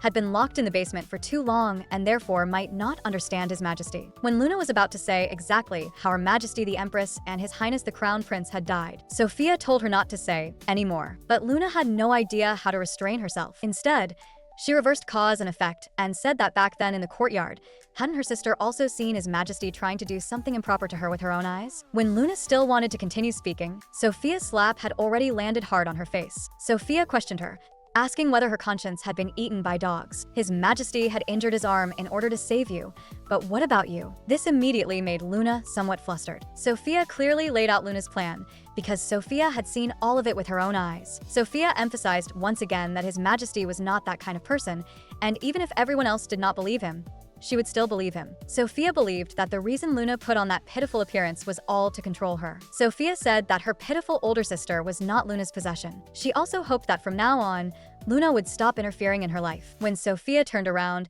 however, she saw Carl. In front of everyone, Carl took her hand and led her away from the banquet. Sophia wanted to know exactly how much His Majesty had heard, and Carl did not hide it, saying that he had heard everything. Sophia was very angry, never expecting that Luna would say something like that. Just as Sophia was speaking up for Carl, Carl held her tightly. He sincerely thanked Sophia for everything she had done for him. Then, he gently kissed her forehead. Sophia came early in the morning to wake Carl up and told him to go outside first, because she needed to clean. Carl had not expected to be driven out first thing in the morning. At that moment, Luna bumped into Carl. This scene happened to be seen by Sophia. Sophia's face was immediately filled with jealousy. Luna aggressively warned Carl, telling him that her sister belonged to her alone and advising Carl not to indulge in wishful thinking. But Carl gave a cold laugh and asked whether she had obtained Sophia's own consent. He also told Luna that her sister did not want to escape from here with her. Sophia was the Emperor's knight and also Carl's therapist. Carl warned her that if she made Sophia suffer again next time, he would absolutely not let it go. At night, Carl noticed that Sophia was absent-minded, so he wanted to listen to her confide in him. Sophia tactfully said that in the morning, she had seen him and Luna together, and the two of them had been very close. After hearing this, Carl could not help laughing loudly, explaining that just like last time, he had merely held her steady. Carl said that his fear of women had not yet been cured, and if it had been any other woman, he would have avoided her long ago. Without further ado, Carl told Sophia to hurry up and coax him to sleep. Sophia's mood immediately improved as well. 1 week after the debutante ball was held, Luna packed her luggage and prepared to leave. She asked her sister whether she was not going to see her off. Sophia could not guess what exactly she wanted to do. After all, Luna was a mage who could freely manipulate other people's emotions. Luna said that even if she did not come, it would not matter. Sophia did not understand what exactly Luna's expression meant. Luna was afraid that if things continued like this, she would be killed by someone. In the end, Sophia still agreed to see her off. Luna took out a letter and wanted her sister to pass it to His Majesty, saying that she wanted to apologize to His Majesty. Just as Luna was saying goodbye, a person who made Sophia feel afraid stepped down from the carriage. That fear was something deep within Sophia's soul. When Sophia was very young, her father beat her almost every day. This caused severe trauma in her young heart. Whenever her father saw Sophia, he thought she was an eyesore. He did not want to see her appear in front of Luna. Sophia subconsciously began to apologize, but her father thought she actually still dared to make excuses. Sophia believed that people did not remain unchanged forever. Her father had not expected that she had actually learned to talk back. But this time, There was an important matter, and he did not want to waste time on her. So he pulled Luna along and prepared to leave. Sophia told her father that if he truly loved Luna, then he should stop treating her as an object to decorate his reputation. Luna's heart seemed to waver slightly because of this. Luna asked her father exactly why he had come this time. Was it to meet that lord? Her father was very puzzled, wondering where Luna had heard of that. Luna told her father that she was also a mage of the Frank family and that her goal was to surpass him one day. Therefore, Luna also wanted to see that lord with her own eyes. After the debutante ball ended, the palace once again returned to calm. Carl had grown tired of this way of being coaxed to sleep, and he wanted to change to another method. But Sophia took out the contract and said that only she could revise the treatment methods. Carl stood up, hoping that Sophia would follow what he said from now on. Then he removed the clothes from his body. Sophia immediately became somewhat flustered. Carl took her hand and told her not to speak, just to follow him. It turned out that Carl merely wanted to change clothes and go out for a walk. Sophia had originally thought that she would finally be able to feast her eyes. This was also Sophia's first time taking a walk with a man. Carl recounted that when he was little, he had liked coming here very much because back then Carl was too short to see the lilacs. So his mother,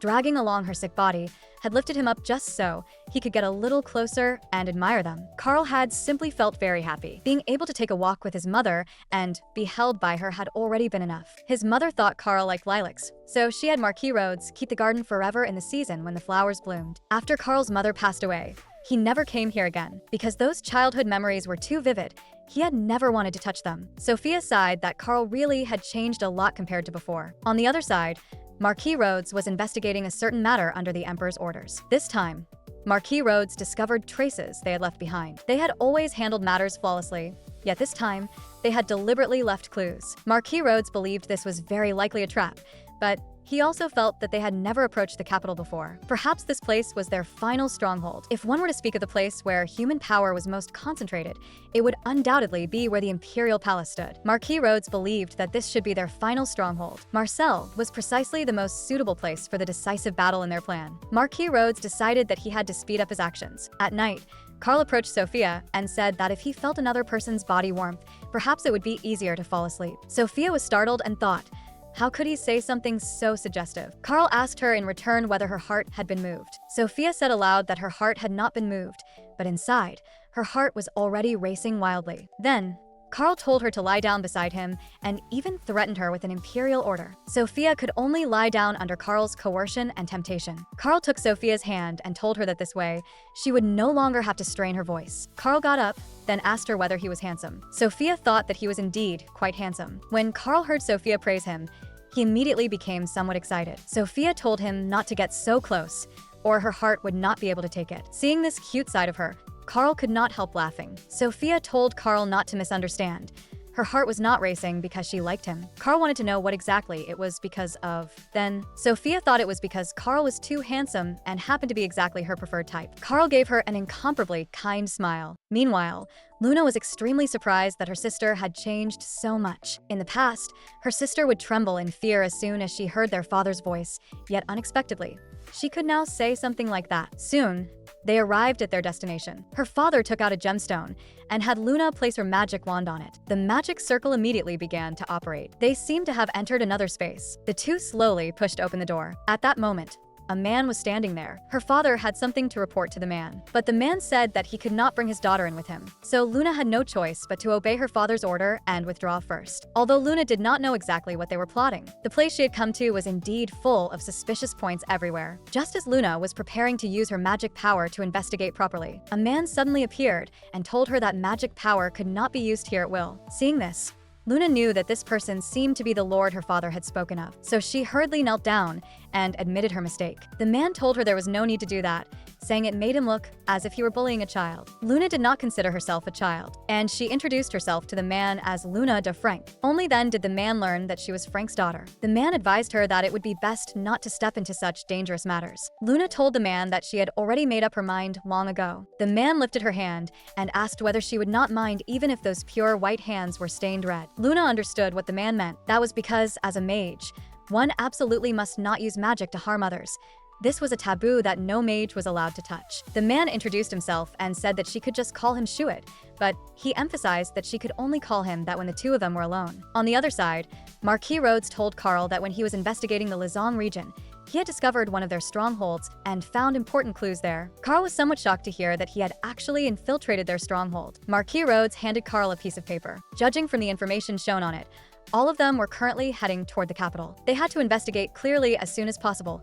Only by knowing their true target could they prepare countermeasures in advance. Marquis Rhodes said that the magic tool would soon be completed, and once the time came, they could officially begin the operation. At night, while Sophia was taking a walk, she heard a commotion coming from ahead. Sophia discovered that the person ahead was actually Carl. Sophia could not help secretly watching Carl, but she was still discovered by Carl. Sophia was so frightened that she immediately shrank back. Just as Carl was approaching step by step, Sophia told him to keep working hard, then hurriedly ran away. Carl, who had always been cold, was actually amused by her actions and laughed. Sophia lay in bed, feeling a complicated mix of emotions. Now, whenever she saw Carl, she felt incredibly awkward, but Sophia still could not escape her fate of having to wake Carl up. When Sophia saw that Carl had already woken up, she immediately slipped away. For a moment, Carl could not say much either, but this time, they encountered each other again in the kitchen. Sophia did not understand why he had come to the kitchen. Carl said that he had only come to get some red wine. As soon as Sophia heard that he had come to get red wine,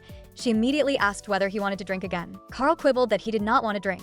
He had only heard that the kitchen had recently acquired some good red wine, so he wanted to come and take a look. The head chef said that drinking a moderate amount of red wine was indeed good for the body. Sophia told the head chef not to serve red wine or anything like that later. With no other choice, Carl could not win against her, so he planned to invite her to spend some time in the garden. Suddenly, Sophia accidentally fell on the way. Carl caught her in time, preventing Sophia from getting hurt. And seeing a pink petal stuck to her face, he told her that it was beautiful. Sophia became so embarrassed that she once again fled in a panic. But Carl looked thoroughly pleased. From that day onward, Sophia began deliberately avoiding Carl. Because of this, Carl asked her why she had been avoiding him all this time. But Sophia never managed to say it out loud. Carl told her that if she did not want to come close, she did not have to sit by the bed. Several days passed like this. And then one day, Sophia discovered that Carl was missing. Suddenly, Sophia heard a strange noise coming from inside the wardrobe. Just as Sophia was preparing to open the wardrobe, suddenly, Sophia showed a look of terror. It turned out that Carl had actually emerged from the wardrobe. Sophia wanted to know what exactly was going on. Could there be a secret passage inside the wardrobe? Carl told her not to ask for now,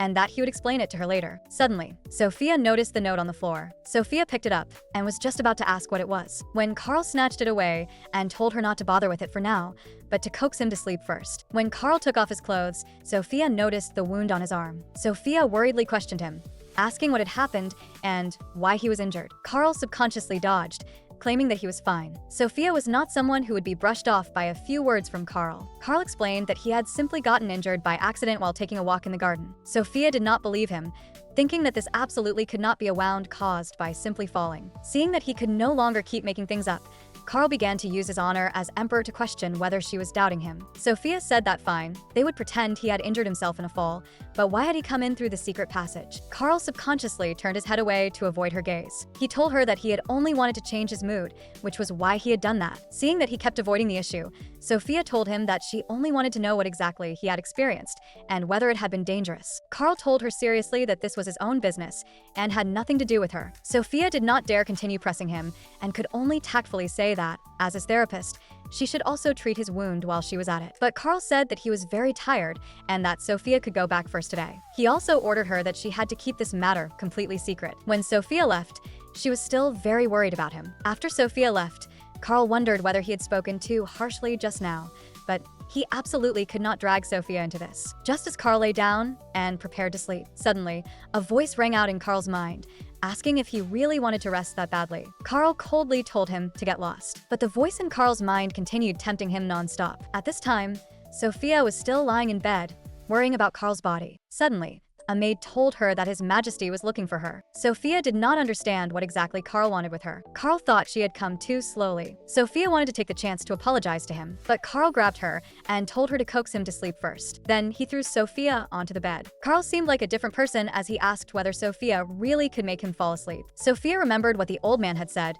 Carl had a split personality. Sophia asked him, You are not Carl, are you? Carl was stunned by Sophia's words. Suddenly, Carl burst into loud laughter. He thought she really was sharp, which was exactly why he wanted to kill her. Unfortunately, that guy had suddenly appeared, causing him to fail. Sophia remembered that it turned out this was why he had suddenly frozen that day. Carl's other personality told her to watch what she said, since this body was also the Emperor's. Sophia was extremely speechless. She had not expected that split personalities, the kind that only appeared in movies and novels, could actually be seen here. Sophia could only curtsy and ask for his forgiveness. Carl asked her if she wanted to know who he was, right? Carl told her that, on a mental level, he was Carl's older brother. But since he had been born later, he could also be considered his younger brother, and he introduced himself as Frederick. Frederick said that he really wanted to kill that cowardly Carl, but if he killed Carl, he himself would disappear along with him. Sophia asked him whether he knew that Carl had enemies. Frederick thought that as a member of the imperial family, having enemies was perfectly normal. Sophia asked him whether he did not even know about that. Frederick said coldly that he had no need to know such things. He explained that he was only responsible for doing what had to be done. For example, killing a troublesome woman like you. No matter what method was used, as long as it could reduce the guy's stress, that was enough. Sophia thought that he really was willful and reckless. Carl told her that the biggest problem was her. Sophia did not understand what exactly was wrong with her. Frederick expressed his dissatisfaction with Sophia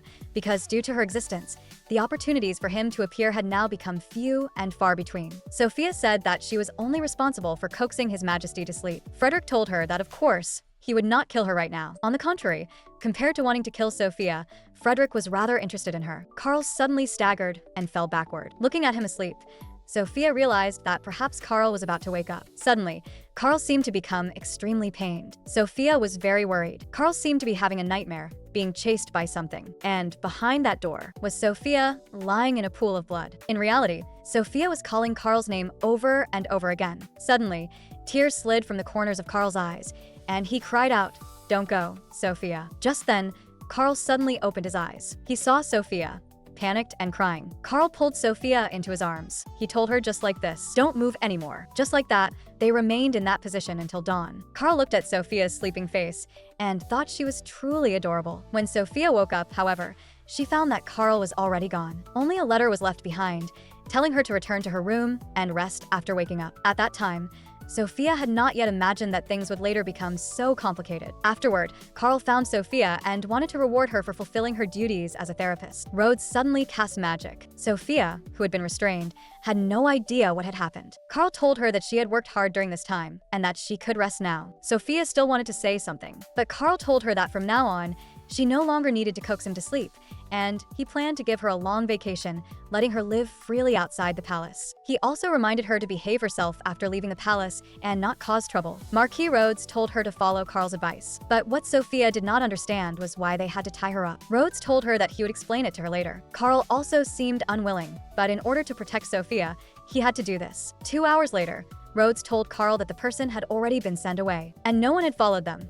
But Sophia had kept her head lowered the whole time and looked very unhappy. Carl thought this was a good thing. Only like this would she not meddle in other people's business and would be able to stay put obediently, right? In Carl's eyes, Sophia was a reckless person who had absolutely no idea what she might do in the next second. At this time, Rhodes took out the magic tool Carl had previously entrusted to him. Carl told him not to use this too hastily before confirming the exact transaction location. Then, Rhodes told him to wear this mask when the time came. Rhodes told Carl that as long as he wore this mask, even people who knew him would be unable to recognize his identity. It also came with a function similar to hypnosis, but it would not work on people with powerful magic, so he had to act carefully. Carl and the others seemed to have made thorough preparations. At this time, Sophia was extremely angry about Carl's actions just now. Just then, someone suddenly knocked on the door. Before leaving, Rhodes had reminded Sophia that she absolutely must not open the door carelessly, and that only after confirming the other person was someone she knew could she open it. This made Sophia feel a trace of fear. Sophia calmed down and thought that Carl must have encountered something, which was why he had sent her here. Suddenly, the person knocking shouted that she was Luna. This made Sophia even more confused. How did Luna know this place? Sophia thought that she would know once she confirmed it. In the end, it really was Luna. Sophia pulled her inside. She wanted to know how exactly Luna had come here. Luna explained that His Majesty the Emperor had sent her here. His Majesty knew that her sister was magic incompatible and thought she would be safer with her. Sophia thought that what she said was true, which meant that the so-called long vacation excuse and tying me up with a rope to send me out of the palace were all really for my own good. Could it be? Luna understood that Sophia did not trust her right now. She believed that she had previously always thought that only she, who had become a mage, could save her sister. Because of this, Luna had made protecting Sophia her mission, and she wanted to beg her sister for forgiveness. Sophia said that she would forgive her, but hoped that Luna would listen to her from now on. Luna seemed somewhat troubled. Sophia thought, "Is that so difficult? Even so, please understand, because I am truly extremely angry right now." At this moment, at a noble banquet, Carl was still thinking about whether Sophia would dress beautifully if she came to the banquet. Suddenly,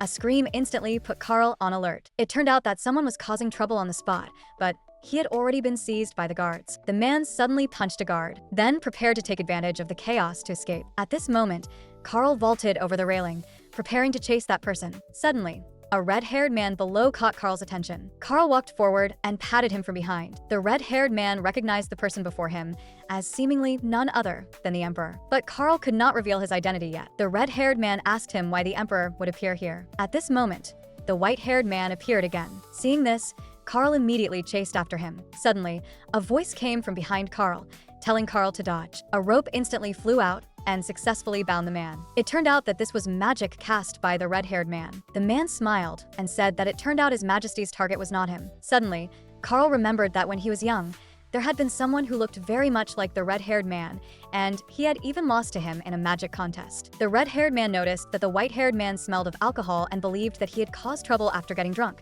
then taken the chance to escape. Carl speculated for a while and found that the situation did indeed seem to be the case. Seeing this, the red-haired man felt that the white-haired man had not done it intentionally and did not continue making things difficult for him. Carl told him that he had not expected him to actually be a mage. The red-haired man used magic to produce a glass of red wine. Carl praised him, saying that he had worked hard today. The red-haired man revealed a strange smile and said that it was nothing, and that being able to help His Majesty was his honor. Carl still retained a trace of wariness toward him. On the other side, Sophia asked Luna whether she had ever heard of or seen wine that gave off a rainbow-colored sheen. Previously, Sophia had seen the note Carl dropped, on which it was written that the red wine contained rainbow-colored liquor. At that time, Carl had hurriedly taken the note away, so Sophia asked Luna about it. Luna remembered that she had indeed heard of some related matters before. That liquid was called iris, named after the goddess of the rainbow. Because it gave off a rainbow-like glow when shaken, it was given this name. It was said to circulate at noble masquerade balls held in the capital. Sophia guessed whether Carl might also have attended a noble ball. Luna also said that as long as one drank it, all fatigue would vanish as if by a miracle, and some people even called iris a panacea that could cure all diseases. Sophia had not expected that such a drug actually existed in this world. But Sophia remembered that the novel had never mentioned such a setting. Luna wanted to know why her sister was asking about this. Sophia said that she had only heard about it by chance and felt that it seemed somewhat ominous. If this thing was harmful to His Majesty, then she needed to figure it out, since she was his therapist. Luna said that if her sister interfered recklessly, she might be in danger. Sophia believed that even if there was danger, it did not matter. Luna wanted to know what her sister planned to do. Sophia wanted to personally go to the banquet, so she hoped Luna could help her. When Luna heard that she could help her sister, she happily agreed. The two successfully sneaked into the noble ball. Luna used going to the bathroom as an excuse and told her sister to wait for a while. Just then, Sophia saw a familiar figure. It was Carl. He really had appeared at the ball. However, Sophia did not plan to meet him here yet. Suddenly, many nobles were attracted by Sophia's beauty and all wanted to invite her to dance. Sophia said that she did not want to dance, but while running, she bumped into Carl. Carl told her that if she kept running like this, her mask would fall off. Then, he invited Sophia, asking whether she could dance with him. How could Sophia possibly resist? She could only accept Carl's invitation. Just like that, Carl and Sophia danced gracefully among the crowd. Sophia discovered that dancing was actually so interesting, but in Carl's eyes, Sophia was actually dancing with a strange man and smiling so happily. Carl told her not to smile so happily in front of other men. Only then did Sophia realize that she had already been discovered. Carl told her that, considering she had come to the ball with her own younger sister, he would forgive her this time. Carl instructed her that she had best not come to any more balls around here. When Luna saw her sister and Carl happily dancing together, she finally understood why her sister had taken the risk. Not only that, Luna also seemed to understand why the Emperor had sent Sophia to the villa. After Carl returned to the palace, he learned that Rhodes had not discovered their stronghold, and therefore deduced that they had used a magic tool to transfer locations. Carl told him to bring a few trustworthy people and check the suspicious strongholds one by one. Carl once again asked him whether he had ever seen someone who had drunk Iris. Rhodes became extremely agitated and pressed Carl, asking whether he had discovered Iris. Carl shook his head and said that he had not seen Iris, only that one person's condition had been very strange. Rhodes said that if that person had truly drunk Iris, rumors would definitely spread. Carl thought Rhodes was right. That thing would make people lose their reason, and it would indeed cause a great commotion. Carl took out the mask and asked Rhodes whether this mask had weakened, since two people had already seen through him. Rhodes carefully examined it and found that there was nothing wrong with the mask. It was just that Carl's appearance was too outstanding. At this moment, Duke Frank told Shuit that there was no need to worry. Shuit believed that if he could not even spread rumors, how could he live up to the title of White Killer? Shuit gave a cold smile and said that this was not a title he had personally earned. Until the time of the second emperor, the Frank family, the exclusive assassins of the imperial family, had still been illustrious. But ever since the third emperor ascended the throne, the imperial family had cut off all contact with the Frank family. It was said that back then, they had originally wanted revenge, but failed in the end. But all records from that time had already been burned to ashes, so the exact reason for their failure could no longer be investigated. Once a mage's hands were stained with blood, they would be permanently expelled from the world of mages. But compared to such empty titles, Robert wanted even more to reclaim the glory of the past, and for that, he could sacrifice everything.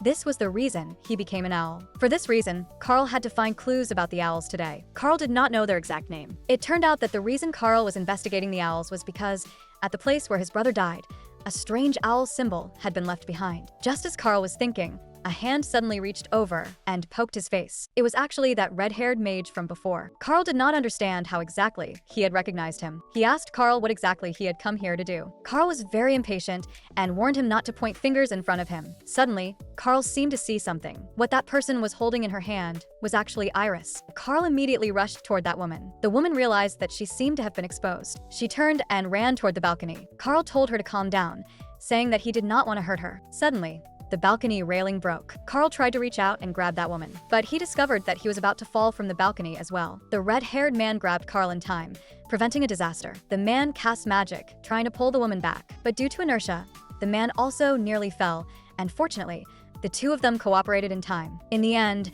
they successfully saved the woman, but the liquid in the cup had already spilled out completely. At this time, Luna received an invitation and handed it to her sister. The two of them had actually been invited at the same time. But as soon as Luna saw that the location was Duke Seal's mansion, her expression changed drastically. Sophia felt that this name sounded somewhat familiar. Sophia remembered.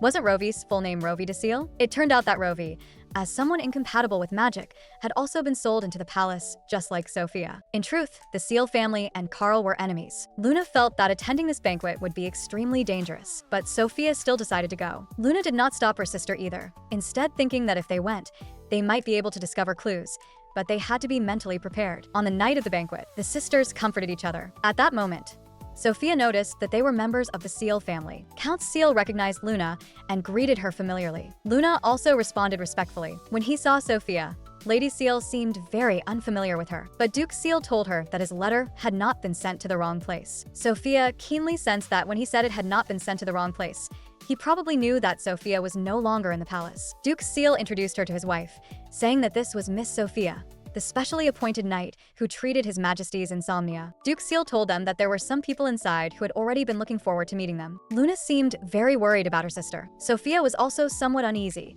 not knowing exactly who the people inside were. It turned out that the people inside were actually Sophia's parents. Her stepmother greeted Sophia. According to Sophia's memories, when Sophia was sold into the palace, the Countess had not said a single word. The reason Sophia's mother had developed a heart illness was also entirely because of the Countess's cold treatment. Sophia told her, "It was all thanks to you not stopping my father from selling me into the palace back then." Her stepmother immediately scolded Sophia loudly, asking what nonsense she was talking about. Seeing that Duke Seal and the others were still present, her stepmother did not dare completely lose control. Her father told Luna to follow him outside, seeming to have something to say to her. Luna was somewhat worried about leaving her sister alone. Sophia said that she was fine and told her to go without worry. Duke Seal said that Luna seemed very worried about you. Could it be that she thought I would do something to you? Sophia was somewhat surprised. That is true. I am not foolish enough to lay a hand on Sophia, who is deeply trusted by His Majesty. But I am very curious.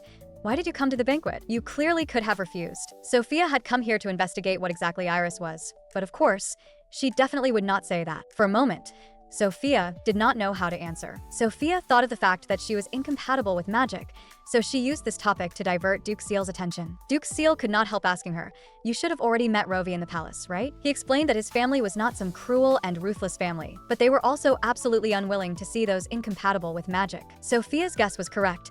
Rovi had indeed been personally sent into the palace by her father. Duke Seal told Sophia, "Do you know that if the mages present learn that you are incompatible, the situation will become very unfavorable for you. Sophia told him that she had not come here to become enemies with mages. After all, I also do not want to be assassinated for no reason. Duke Seal said that he hoped she would remember what she had said today, then left. Sophia's stepmother also awkwardly said that she would take her leave first. At that moment, Lady Seal choked up and asked Sophia whether she could accompany her outside for a walk. Her father scolded Luna, telling her not to attend banquets with Sophia anymore. Luna strongly resisted, asking why she could not attend banquets with her sister. Her father pointed at Luna and told her that the problem was precisely that she had gone together with Sophia. Do you know what the mages are saying now? They're all saying that our family is sheltering Sophia, sheltering someone incompatible with magic. But Luna said emotionally that there was nothing wrong with attending a banquet with her sister. Her father believed that if Luna sheltered an incompatible person like this, once the rumors spread, it would affect her reputation. Luna said that the one who truly cared only about reputation was her father. Her father slapped Luna hard across the face. Luna believed that her father had been secretly monitoring them all along. Her father was too lazy to explain and merely warned her that she was not allowed to attend banquets with Sophia again. Luna told her father that she had met that lord. His order was for her to protect Sophia. Her father thought she was simply spouting nonsense. Luna told her father that she would follow that lord's words and protect her sister in secret. Lady Seal told Sophia that she no longer wanted to obey her husband's words. She also did not want her daughter to go to the palace. Lady Seal said that her daughter was not strong enough, but Sophia did not think so. She was Rovi, the person who could calmly give advice to the once trembling Sophia. Seeing Lady Seal's earnest expression, Sophia roughly told her about Rovi's situation. At this time, Sophia still did not know what consequences her words would bring. Sophia was somewhat surprised, but did not think much of it. She also told the lady that if she missed Rovi, she could go see her. But Lady Seal said there was no need for that. She had thought Rovi would have grown, but she had not expected that Rovi would actually be satisfied with being a bedchamber maid. Sophia immediately panicked, feeling as though the lady had become a different person. She suddenly grabbed Sophia and told her that she truly liked Sophia very much. Lady Seal pulled Sophia along and brought her to an underground secret chamber. At this time, Carl had also disguised himself as someone else and infiltrated Duke Seal's mansion. When Sophia woke up, she found the lady sitting quietly in front of her. Sophia had actually kept a backup plan as well. The lady told her, "Did you not want to live a peaceful life? As long as you do as I say, I guarantee that Sophia will be able to live that kind of life." Sophia realized that what she was holding in her hand was none other than Iris. The lady told her to drink this, and then you will receive the Seal family's protection. At that moment, Sophia noticed that behind her, a group of people was performing a mysterious ritual. The lady did not understand. Wasn't Sophia incompatible with magic? Why could she see them? Sophia broke free from her restraints and knocked over the iris in the lady's hand. She also took the remaining iris with her. Just as Sophia was preparing to escape, the lady told her that this door could only be opened from the outside. Then, the lady added the remaining iris into a wine glass, then poured in red wine, mixing it into the true iris. She still did not plan to give up and continued persuading Sophia to drink the iris. Carl directly broke through the wall. He knocked the lady unconscious. He called out to Sophia, who had collapsed on the floor, his expression filled with panic. At this time, the Seal family's guards also rushed over to provide support. Carl wrapped Sophia up and forced his way out of there. When Sophia woke up, she discovered that she was actually outside. Sophia saw that the person before her looked very much like Carl. Carl told her not to make a sound later, and just to follow him. Only then did she realize that he was Carl. Carl brought Sophia onto a carriage and returned to the palace. Then he led her toward the secret passage that connected to his bedroom. After returning to the bedroom, Carl pressed Sophia against the wall and questioned why she had appeared there. Sophia remembered that Carl had once warned her not to attend parties and banquets. Sophia told him that not long ago, she had received an invitation to Duke Seal's banquet. "So you just went there openly and foolishly like that?" Sophia explained that she had only wanted to investigate something while she was there. Carl had no intention of listening to her explanation at all. He thought she was simply an idiot. Sophia said that she had only wanted to do something for him. But Carl angrily told her that she had no idea how dangerous that kind of place was. Sophia could tell that Carl was worried about her. In the end, she angrily turned and walked away. Sophia said that as the emperor of this country, he had not only been fighting alone all this time, but had also gotten injured. Carl said that such things were his responsibility to begin with. Sophia tearfully told Carl, "If something happened to you, then what would I do?" Carl emotionally pulled her into his arms. He told Sophia that without her, he would not be able to live either. After that, the two kissed each other deeply. Then Carl told her that from now on, he would protect her. Carl was furious early in the morning. Marquis Rhodes had gone to search Duke Seal's mansion by the Emperor's order, but he had found nothing at all. Marquis Rhodes said that he had searched there for 3 full days and nights. yet still found nothing. Carl could not believe it no matter what. Rhodes said that there were even more mages belonging to the owls than they had imagined. For them to seal the passage so quickly and erase the magic power of everyone present, it would have been impossible unless several highly skilled mages had worked together. Carl told him to continue investigating until he found definite evidence. At this moment, Carl once again fell into a nightmare, and Frederick told him that as the Emperor of Marseille, he was actually being blinded by such useless feelings. Carl did not understand who exactly he was. Frederick said that telling him to shut up even in a dream was far too unfair. What exactly are you afraid of? Are you afraid of losing something? If you are afraid of losing something, then make the other person into an existence you can never lose. I can teach you. Carl saw Sophia in danger and wanted to get up to save her, but he was stopped by Frederick. At this moment, Carl finally saw his face clearly. Then he woke from the dream with a start. Sophia had been locked by Carl in a small room for a full 5 days. She was very worried about Carl's safety. When Sophia sighed that her clothes had already become tattered and worn, she unexpectedly found Iris inside her clothes. This was the evidence Carl had been searching so hard for. So after Marquis Rhodes learned of this, he immediately brought Sophia to see Carl. But the guards outside the door said that without His Majesty's order, no one could enter. Marquis Rhodes shouted loudly from outside the door, but the room was completely silent. Sophia also tried calling out to Carl. Seeing this, the guards told them to calm down first. But Marquis Rhodes could no longer wait. No matter whose order it was, he directly used magic to open the door. Sophia saw Carl, who was in unbearable pain. She wanted to know what exactly had happened to him. Carl said there was no need to worry, but Sophia said angrily that if he could not sleep, he should have called her over. However, you can rest now, because I have already found Iris. Carl had not expected that something he had struggled so hard to find would actually be found by the fragile Sophia. Marquis Rhodes told Carl to rest properly from now on, and to leave the rest to him to investigate. Sophia held Carl in her arms and let him fall asleep in peace. Marquis Rhodes went 7 full days without sleeping or resting in order to study Iris. This showed just how elusive a substance Iris was.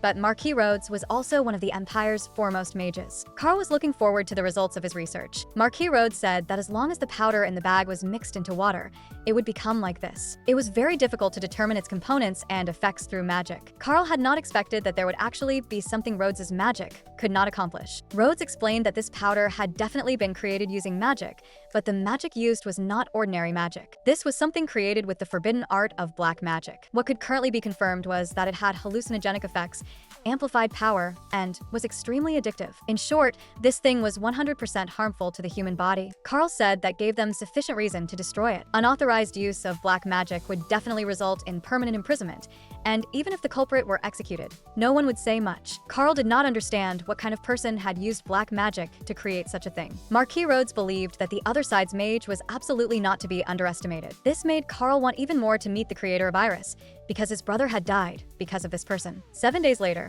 Carl found Sophia and said that he was very grateful for the evidence she had provided, which allowed them to investigate many things. He was the one who should be thanking her. Carl wanted to apologize to Sophia, but Sophia asked whether he wanted to apologize for kissing her. At that moment, she realized what she had just said. Carl said that he had wanted to apologize for losing his temper at her impulsively. Carl had no intention of apologizing for kissing Sophia. This time, Carl kissed Sophia again. Sophia was somewhat shy, but Carl told her that from now on, there was no longer any need for bedchamber maids. During this time, Carl had been maintaining relationships with the nobles through the bedchamber maids while also gathering information. Didn't you previously say that you wanted to abolish the position of bedchamber maid and have them become official maids instead? Rovi said she would continue staying in the palace as a maid, but Anne would probably leave. Sophia was extremely shocked. Carl told Sophia to hurry and go see her off. Sophia excitedly hugged her good friend Dan. She asked where and planned to go next, and said that before entering the palace, she had once had an engagement, and she was preparing to go find that person. Sophia was sincerely happy for her. Sophia wished her a safe journey. She hoped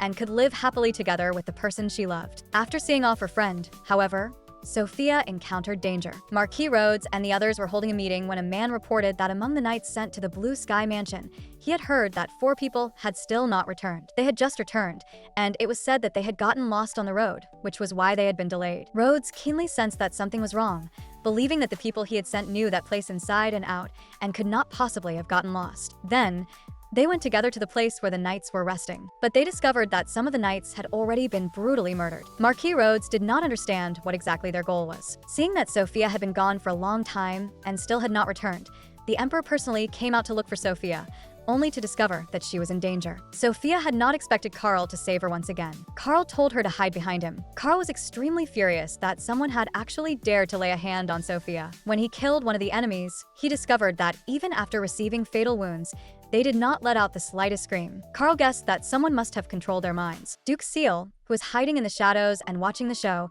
had not expected Carl to suddenly appear. Duke Seal knew very well just how strong Carl was and planned to ambush him here. Duke Seal said that Carl could never possibly dodge this curse magic. At that moment, Marquis Rhodes appeared and attacked him with magic without hesitation. But Duke Seal's magic had already been completed. Duke Seal was knocked away at the very last moment, but the curse magic flew toward Carl. Carl, at this moment, was still completely unaware. In the end, it was Sophia who blocked the curse magic for Carl. Carl instantly panicked and hurriedly checked Sophia's injuries, but no matter how Carl called out to her, Sophia showed no reaction at all. Carl swore that no matter what, he would cure Sophia. 3 days later, the captured Duke Seal had been undergoing interrogation the entire time, but they had still gained nothing. After Duke Seal killed the 4 knights who had investigated the Duke's mansion, he used black magic to turn them into puppets. After those puppets returned to the palace, they targeted Sophia. Carl did not understand why their target would be Sophia. Rhodes told him that Sophia had not been corroded by the curse magic. It turned out that at that time,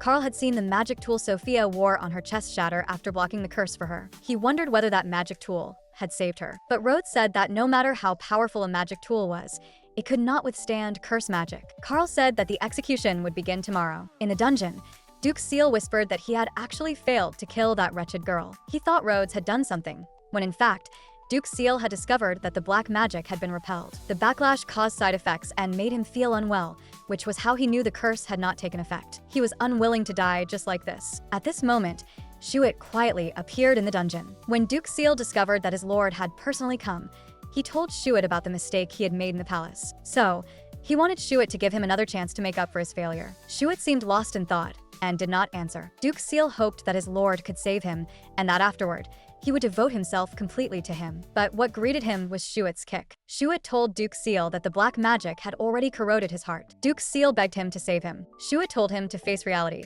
that this virus could not be treated at all. Only then did Duke Seal realize had Shuit previously changed bodies, which was why he had remained safe and sound. Shuit had not expected him to actually learn his secret, so he used black magic without hesitation. With only a scream, Duke Seal died on the spot. Shuit finally told him that a dog should be obedient, but he just had to indulge in wishful thinking. Those two were not people he was qualified to touch. On the other side, in Sophia's dream, Carl was confronting the Marquis. In the end, he wounded the Marquis, and Carl thought that he truly did not understand the principle that loose lips could bring fatal disaster. Then Sophia woke from the dream with a start. Carl, who was beside her, was extremely worried about Sophia's condition. When Sophia saw Carl, tears flowed uncontrollably down her face. Carl pulled her into his arms. He asked whether she had had a nightmare. In truth, Carl in the original work had killed the Marquis and Sophia in exactly this way. Then, he had cruelly abandoned Luna. All of this was because of the truth the Marquis had uncovered, and Carl also seemed to have been deeply shaken by it, unwilling to believe reality. Sophia decided to stop all of this from happening, and she had to find the Marquis as soon as possible. Who would have thought that by night, Frederick inside Carl's body could no longer hold back from attacking Sophia. So he told her that today, he would get rid of this troublesome person. Frederick believed that Sophia would sooner or later destroy Carl. Sophia had not expected that she would really die here today, but Frederick's stab missed. Frederick had not expected Carl's consciousness to be so powerful that even while deeply asleep, he could still control his own body. In the end, Carl's consciousness was still suppressed by Frederick. Just as the sword slashed towards Sophia, Carl finally regained consciousness and used his left hand to block the blade. Seeing this scene, Sophia was so shocked that she could not speak. Carl cut his palm without hesitation, trying to suppress Frederick's consciousness. After regaining his senses, Carl learned that he had actually tried to kill Sophia. He finally realized that there was a monster hidden inside his body. Afterward, Carl went to find the Marquis and finally learned the truth about the monster inside him. But Carl believed that the Marquis should have told him earlier. The guilt-ridden Carl felt that if he had known this sooner, he would never have kept Sophia by his side back then. So Carl decided to have the Marquis call Luna over. The next day, Carl summoned Sophia before him. He told her that her task had already been completed. This made Sophia feel confused. Carl continued, saying, "My insomnia has already been cured. Now, even without you, I can sleep well. Thank you. From this day forward, you are no longer my therapist, nor "Are you my knight? Leave the palace and live freely." He also told her that he had already contacted Luna in advance, and Luna would be waiting for her at the palace entrance. Then Carl burned the contract the two of them had signed back then with a single flame. This made Sophia's heart become incredibly complicated. After saying all this, Carl revealed an enigmatic look in his eyes. Sophia still wanted to ask Carl why he was doing this, but Carl urged her to leave quickly. This series of actions made Sophia feel incomparably disappointed. She thought that she was nothing more than a cannon fodder character in the novel, and perhaps it would be better for her to disappear. But Carl believed that he was a monster, and if he wanted to protect the person he loved, his only choice was to let go. As she left, Sophia expressed her gratitude to Carl with tears in her eyes, thanking him for not killing her. Carl told her to leave quickly, or else he really would kill her. Sophia curtsied to Carl and made her final farewell. Carl looked at Sophia outside the window, and although his heart was filled with reluctance, this was also the only way he could protect Sophia. Sophia said goodbye to the Marquis. Finally, she looked at Rovi and also expressed her thanks to her. She also told Rovi that no matter what happened, she must not drink Iris. In the carriage, Luna looked at her sister Sophia and asked whether she was really all right now. Sophia told Luna that she was truly fine, but Sophia remembered every moment she had shared with Carl. She could not help shedding sorrowful tears. Sophia did not understand. Hadn't what she had always wanted been to leave the palace and live a good life? But now that she had truly left Carl, she could not control her reluctance to part with him. She remembered something her dear friend had once said: "You must put yourself first and choose what you truly want." At this moment, Sophia finally came to her senses. She immediately told the coachman to turn the carriage around. She wanted to return to the palace. Luna did not understand what exactly her sister wanted to do. Sophia told her that His Majesty was lying. He only wanted to send her somewhere safe, but the carriage did not turn around. When Sophia opened the carriage door, she discovered that a monster had appeared outside. The knights were fiercely fighting against the magical monster. Luna discovered that the monster could actually use ice magic, so she told her sister to leave quickly. At this moment, two mysterious people appeared deep in the forest. The man raised his staff and activated black magic. He controlled all the knights who were still conscious. The knights approached Sophia, and the others step by step. Luna instantly raised a magical wall of ice. It blocked the knights' attacks, but Luna was careless for a moment and forgot that the other side still had two mages, one of whom used the chill of ice magic to attack Sophia. Luna immediately went forward to check her sister's injuries, but she was struck hard by a spell and sent flying far away. The mysterious person took the opportunity to restrain Sophia. Luna guessed the mysterious person's identity. She questioned her father, asking why he wanted to take her sister away and whether she was not his daughter. Her father told Luna that he had only one daughter, her. Luna told her father that if he truly thought that way, then she would no longer acknowledge him as her father either. Her father flew into a rage, never expecting that the only daughter he valued would betray him as well. This time, Luna did not use ice magic, but activated highly offensive fire magic. The moment the two spells collided, Luna's magic seemed to gain the upper hand. Her father had not expected that Luna could actually use fire magic as well. At this moment, Luna recognized the other person. He was actually Shuit. Shuit told him to leave with Sophia, while he stayed behind to hold Luna back. Seeing that they were about to leave, Luna immediately intensified her fire magic and attacked them. But Shuit's strength was far too great, and he easily neutralized Luna's attack. This made Luna feel utterly powerless, realizing that before him, she was simply no match at all. Luna could not understand it. Shuit had clearly told her before to protect Sophia, so why did he now want to take her away? Shuit did not explain much, and only told her that they would meet again in the future. Luna could not figure out exactly what Shuit's purpose was in taking her sister away. On the other side, Carl was not idle, but was explaining to all the ministers at a meeting that the owls were the masterminds behind spreading Iris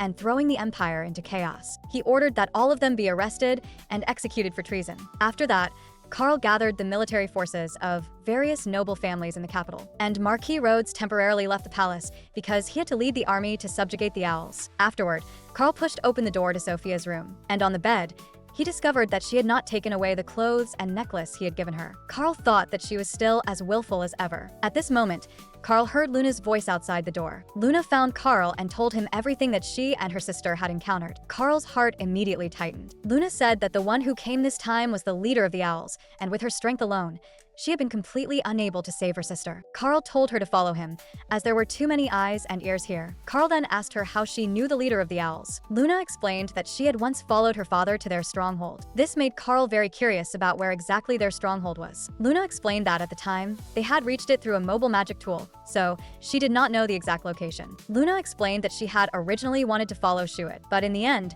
she had found nothing there. After hearing this, Carl realized that he had miscalculated and had actually pushed Sophia into danger with his own hands. Luna comforted Carl, saying that her sister should still be fine for now. Suddenly, Luna remembered a piece of information about Shuit. She told Carl that Shuit's hair was red. After hearing this, Carl immediately suspected that person. Sophia discovered in shock. The man before her was actually Claude. Sophia had not expected that he would appear here. Sophia questioned him, asking why he had kidnapped her. Claude told her, "It was me and your father." Sophia asked him, "Are you the leader of the owls?" Claude told her that her intuition really was sharp. He told Sophia that no one knew what he truly looked like here. But no matter which identity he used, he was the leader of the owls. Sophia wanted to know what exactly his purpose was in doing this. Claude told her that he was going to destroy Carl. "If I kidnap you, Carl will definitely come looking for you, and when the time comes, I will throw your corpse in front of him." Sophia thought that this guy was simply insane. Sophia told him not to drag irrelevant people into this. Claude said that he just happened to like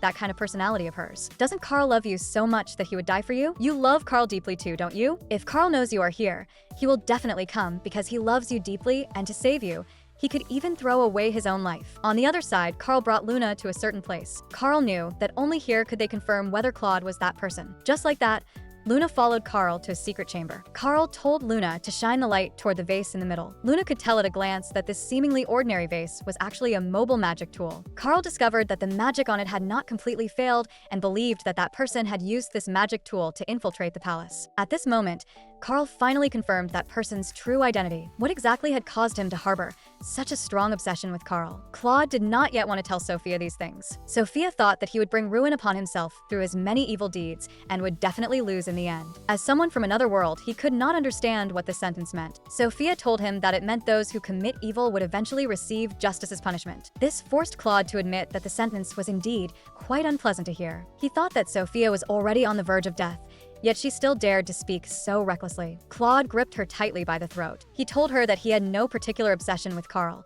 He simply wanted to destroy him. Claude activated black magic, preparing to corrode her. Claude found it fascinating and asked whether she really was indeed incompatible with magic, because after being attacked by black magic, she actually only felt pain. Claude thought she was truly interesting. Then, Claude released black magic directly against her face. But the black magic did not harm Sophia, and instead pulled her into the depths of her memories. Those were memories that had once disappeared. Before she transmigrated, her father had originally been very gentle. But ever since a business failure, he had changed. Every day, all he knew was drinking, and when her mother tried to stop him, he would hit her. Until one day, he suddenly left home, and she could no longer remember why her father had left. To be precise, that part of her memory afterward had completely disappeared. The last time she saw him, he had already become a corpse from a traffic accident. Now, she finally remembered that those memories had not disappeared. Instead, in order to protect her mother, she had personally driven her father out of the house. From that moment on, her memory had begun to cut off, and she completely forgot that she was the one who had driven her father away. In the end, this led to her father being hit by a car and dying. Because she felt too guilty, her brain had automatically deleted those painful memories. Sophia knew that in the original plot, there was someone whose relationship with Carl was exactly similar to her own situation. After waking up, Sophia understood that the person before her was not Claude, but he was extremely calm, thinking that even if she knew his true identity, so what? What could she change? If Carl was not stupid, he would soon arrive here. At this moment, the iron gate outside the main door was instantly blasted away. Carl had ultimately come here. Claude seemed to have been waiting for a long time, so he used black magic to seal the iron gate again. Sophia shouted, telling Carl to hurry and leave this place. The reason Sophia was so agitated was that in the original work, after Carl learned that his brother was actually the leader of the owls, his emotions completely collapsed. This ultimately caused Carl to fall into darkness and become the tyrant from the original work. So Sophia had to stop this from happening. Carl comforted Sophia, telling her not to worry, because he already knew everything that had happened. And in front of Claude, he said his true identity: Mattia. When Carl was 8 and Mattia was 13, Carl, who had lost his mother, would go to his brother's room to find him almost every day. The young Carl did not know that his mother had already died. He only felt that his mother's expression was frightening, lying there without moving. At that time, Mattia and Carl had a very good relationship, and he always gently comforted the young Carl. When Mattia underwent magic training, Carl would wait for him outside, waiting all the way until the training ended. But the conflict between the bloodline faction and the orthodox faction gradually created a rift between these half-brothers. And the magic book Matiya discovered when he was 18 further accelerated the split between the two. It was a forbidden book that recorded forbidden magic, which even mages called black magic. Matiya ultimately still learned black magic, and the Marcel Empire's great upheaval began precisely from that time. Karl and Matiya were also swept along by the great waves of fate, ultimately moving toward an irreversible situation. Claude had not expected that this younger brother would know in advance that he was still alive, which had already greatly exceeded the expectations of his original plan. So he solemnly introduced himself, saying that he was none other than Shuit, the leader of the Owls, and also the envoy of the Delphiori Republic. All of this was for the sake of destroying you and taking the entire empire for myself. Karl told him, "Haven't you always known? Not only was I weak, I also had no ambition for the empire. That was indeed the case in the past. But you became stronger. Not only did you become stronger, you even became strong enough to escape despair." Karl told him that the reason he had become stronger was because he had someone he wanted to cherish. Claude had not expected that this humble and lowly woman would be so important to him, important enough that he would even risk his life to save her. Karl answered him with an extremely firm voice from the depths of his heart. Karl was very puzzled and asked him, "Since you planned to use Sophia to destroy me, why did you wait until now to act?" Claude told him that acting too early would instead have the opposite effect. Then, he used black magic to knock Sophia unconscious. Seeing this, Karl immediately wanted to split open the iron gate. Claude told him not to move recklessly, because if he was so impatient, he might cause her death ahead of time. Karl told him to let Sophia go first, because this matter had nothing to do with her. Claude did not answer Karl, but instead told him a truth. Did he know why the Marcel Empire had suddenly become powerful? It was because of monsters. Monsters that even the Sword Saint could not deal with. Although knights could not do it, mages could eliminate them. For people who thought humanity was about to perish, mages were humanity's saviors. And for the mages of a tiny duchy, the appearance of monsters was actually a blessing. The Grand Duke of the Duchy, in other words, the first emperor of the Marcel Empire, was none other than the creator of the monsters. Hearing such a thing, Karl found it unbelievable. Claude secretly mocked that duchy for actually growing into an empire just like that. In truth, Karl had also once found it strange, but he had no choice but to believe that what his brother said was probably not a fabricated lie. So Karl asked him, "Did father notice your thoughts? Which is why he left behind a will making me emperor. You want to use black magic to create monsters, don't you?" Claude did not deny it and explained that Iris was the device used to activate the magic. Karl thought he was simply insane, actually wanting to use magic to create monsters. Claude believed that if the first emperor could do it, why could he not? In addition, there was one more thing.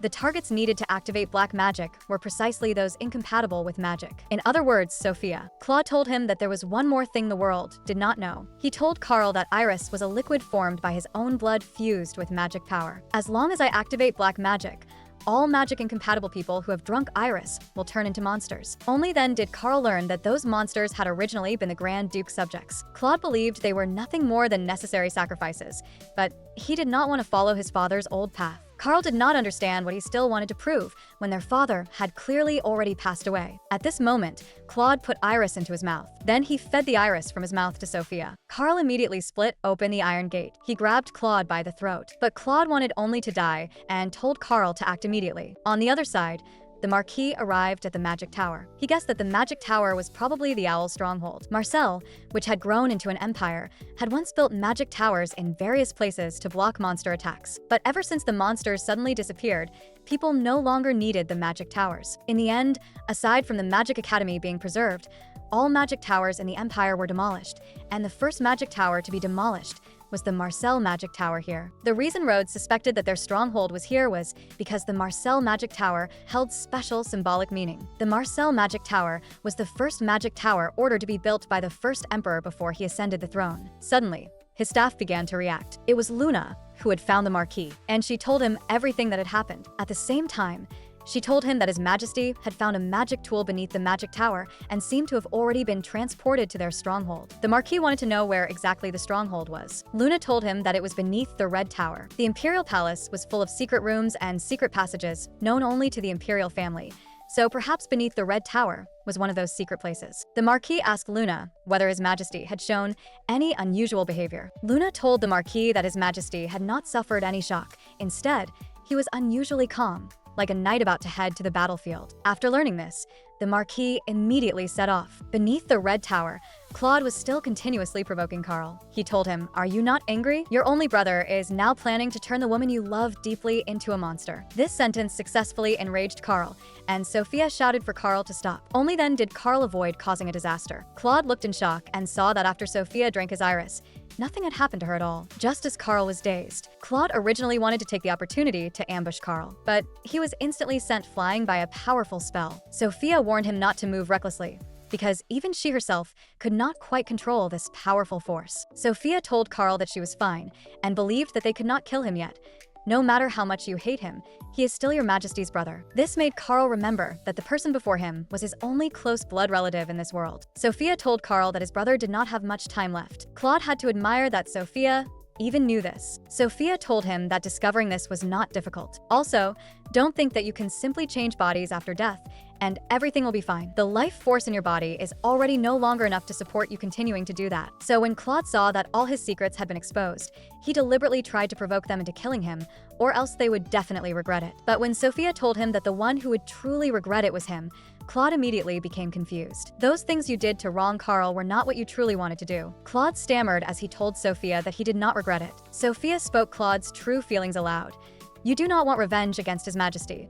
You only want revenge against the empire that brought pain to your family. Claude found it simply unbelievable. All of his secrets were completely exposed before this woman. All of this was inferred by Sophia based on the original work and the current situation. Carl told his brother to stop here, believing that he still had to take responsibility for everything he had done. Carl looked at the brother before him with a melancholy expression and told him that the person who killed their father and the Empress was not him. Claude told Carl that he was still the same as before, unchanged in the slightest, truly a hopelessly foolish little brother. After saying that, a red magic circle appeared beneath Claude. Under Carl and the other's gaze, Claude disappeared before them. At this moment, the entire Red Tower was at risk of collapsing. Carl brought the weakened Sophia to the front of the door, but he discovered that no matter how he slashed at it, the door did not budge at all. Someone had used black magic, causing the enormous stones above their heads to begin collapsing. At the critical moment, Luna and the others finally arrived. They saved them. Seeing that his daughter was still standing against him, the Count tried to persuade her to join them. Carl told him that his master had already abandoned him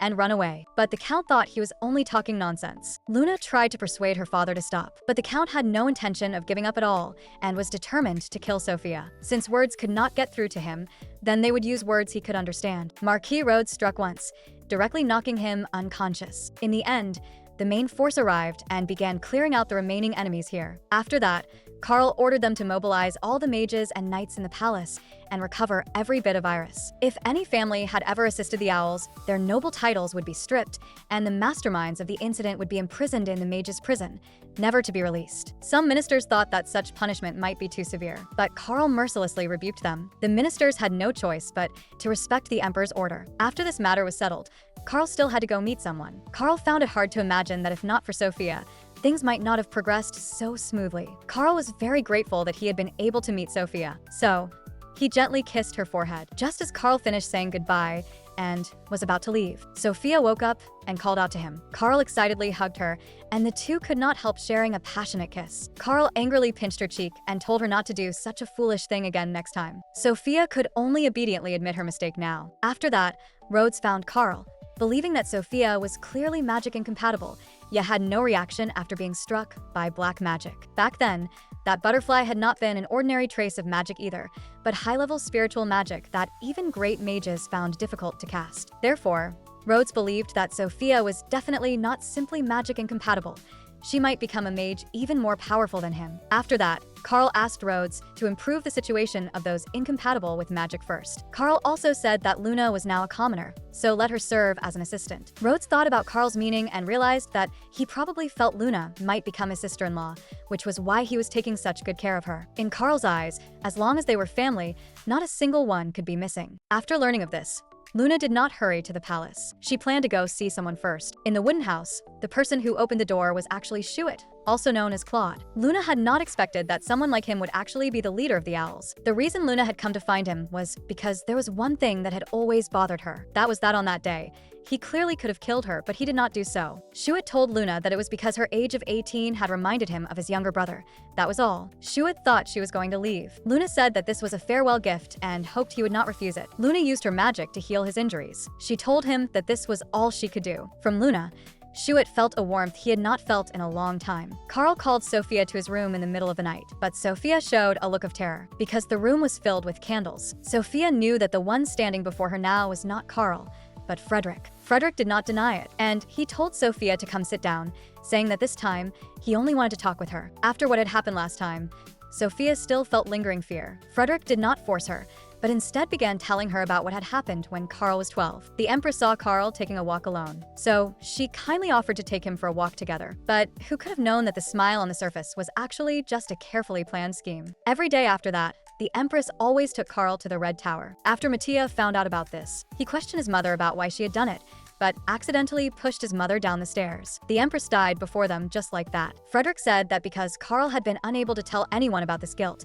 he could only silently bear it alone. That was why I was born, because he had always blamed himself for the deaths of the Empress and his imperial brother. The guilt over the past, and the fear born from those old events, ultimately created both him and me. How pitiful. Frederick asked Sophia, "You like this guy, don't you?" Frederick told Sophia that tonight was the final glass of wine. "He no longer needs me to relieve his stress, because you are here." Sophia said that she would work hard to protect him properly. Frederick held her face and told Sophia that if it was her, he seemed able to rest assured. After that, he fell into eternal sleep within Carl's body. When Carl woke up, Sophia excitedly hugged Carl. After Carl woke up, he found that Sophia had tears in her eyes. Sophia said that these were tears of joy. Carl knew that she was actually crying for Frederick. Seeing the jealous Carl, Sophia was momentarily at a loss. Afterward, Carl stood before the ministers. He announced that Sophia would be crowned empress. Some ministers believed that the empress had to be of noble birth. In truth, Carl had already prepared for this. Rhodes solemnly told them that Sophia had already changed her name to Sophia de Rhodes,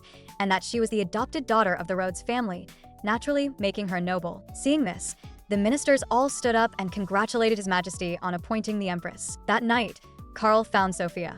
He brought her to the surprise he had carefully prepared. What came into view was actually a table full of fine wine and delicious food. Sophia did not understand why he suddenly wanted to drink again. Carl told her that when he thought about how he had once been drinking together with Frederick, he felt angry. Sophia told him that Frederick was not that bad.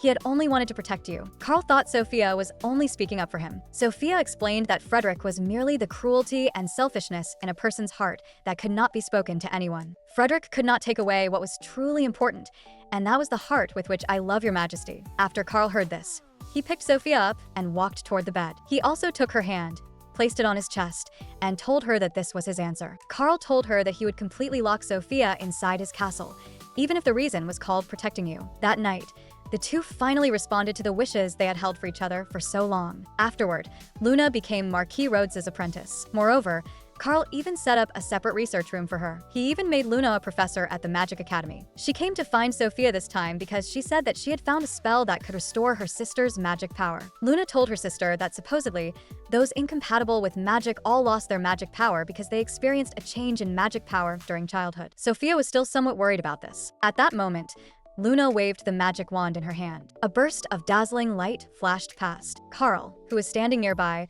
was actually affected by Luna's magic, and his body turned back into the way it had been when he was a child. Seeing this scene, Luna and Sophia were both somewhat at a loss for a moment. But Sophia was especially excited, never expecting that Carl had been so cute when he was little. Carl told her not to look at him with that kind of gaze, then asked Luna whether there was a solution. Luna said that this was also her first time using this magic. She planned to go back and study it to see whether she could restore His Majesty to normal. Sophia said, "Am I supposed to live together with such an adorable His Majesty?" At this moment, sleepiness kept surging over Carl, so he directly fell asleep in Sophia's arms. But the more Sophia looked at him, the more she liked him, completely unable to look away. Luna reminded her sister, if His Majesty remained like this, what would they do about next month's wedding ceremony? This sentence successfully snapped Sophia back to reality, so she decided to invite father over to solve the matter. The Marquis looked at the adorable His Majesty before him and also fell into confusion for a moment. Sophia asked father what they should do if other nobles came looking for them later. Father said that they would first put them off by saying His Majesty had gone out to investigate. He would find a way to restore His Majesty to his original state. Afterward, the Marquis and Luna developed an antidote and fed it to His Majesty, which caused Carl to develop a high fever. This made Sophia, who was beside him, immediately panic. So she hurriedly contacted Luna and the others. Luna used magic to examine Carl's body. She told her sister that as long as the fever went down, His Majesty would soon return to normal. That night, Carl suddenly opened his eyes. he discovered that he had indeed returned to his original state. He found that Sophia beside him had been staying by his side without leaving for even a moment. So he kissed her without hesitation. Seeing Carl wake up, Sophia prepared to go tell father and the others. Carl pulled Sophia back. "Don't you like adorable children? Tonight, I will make your wish come true."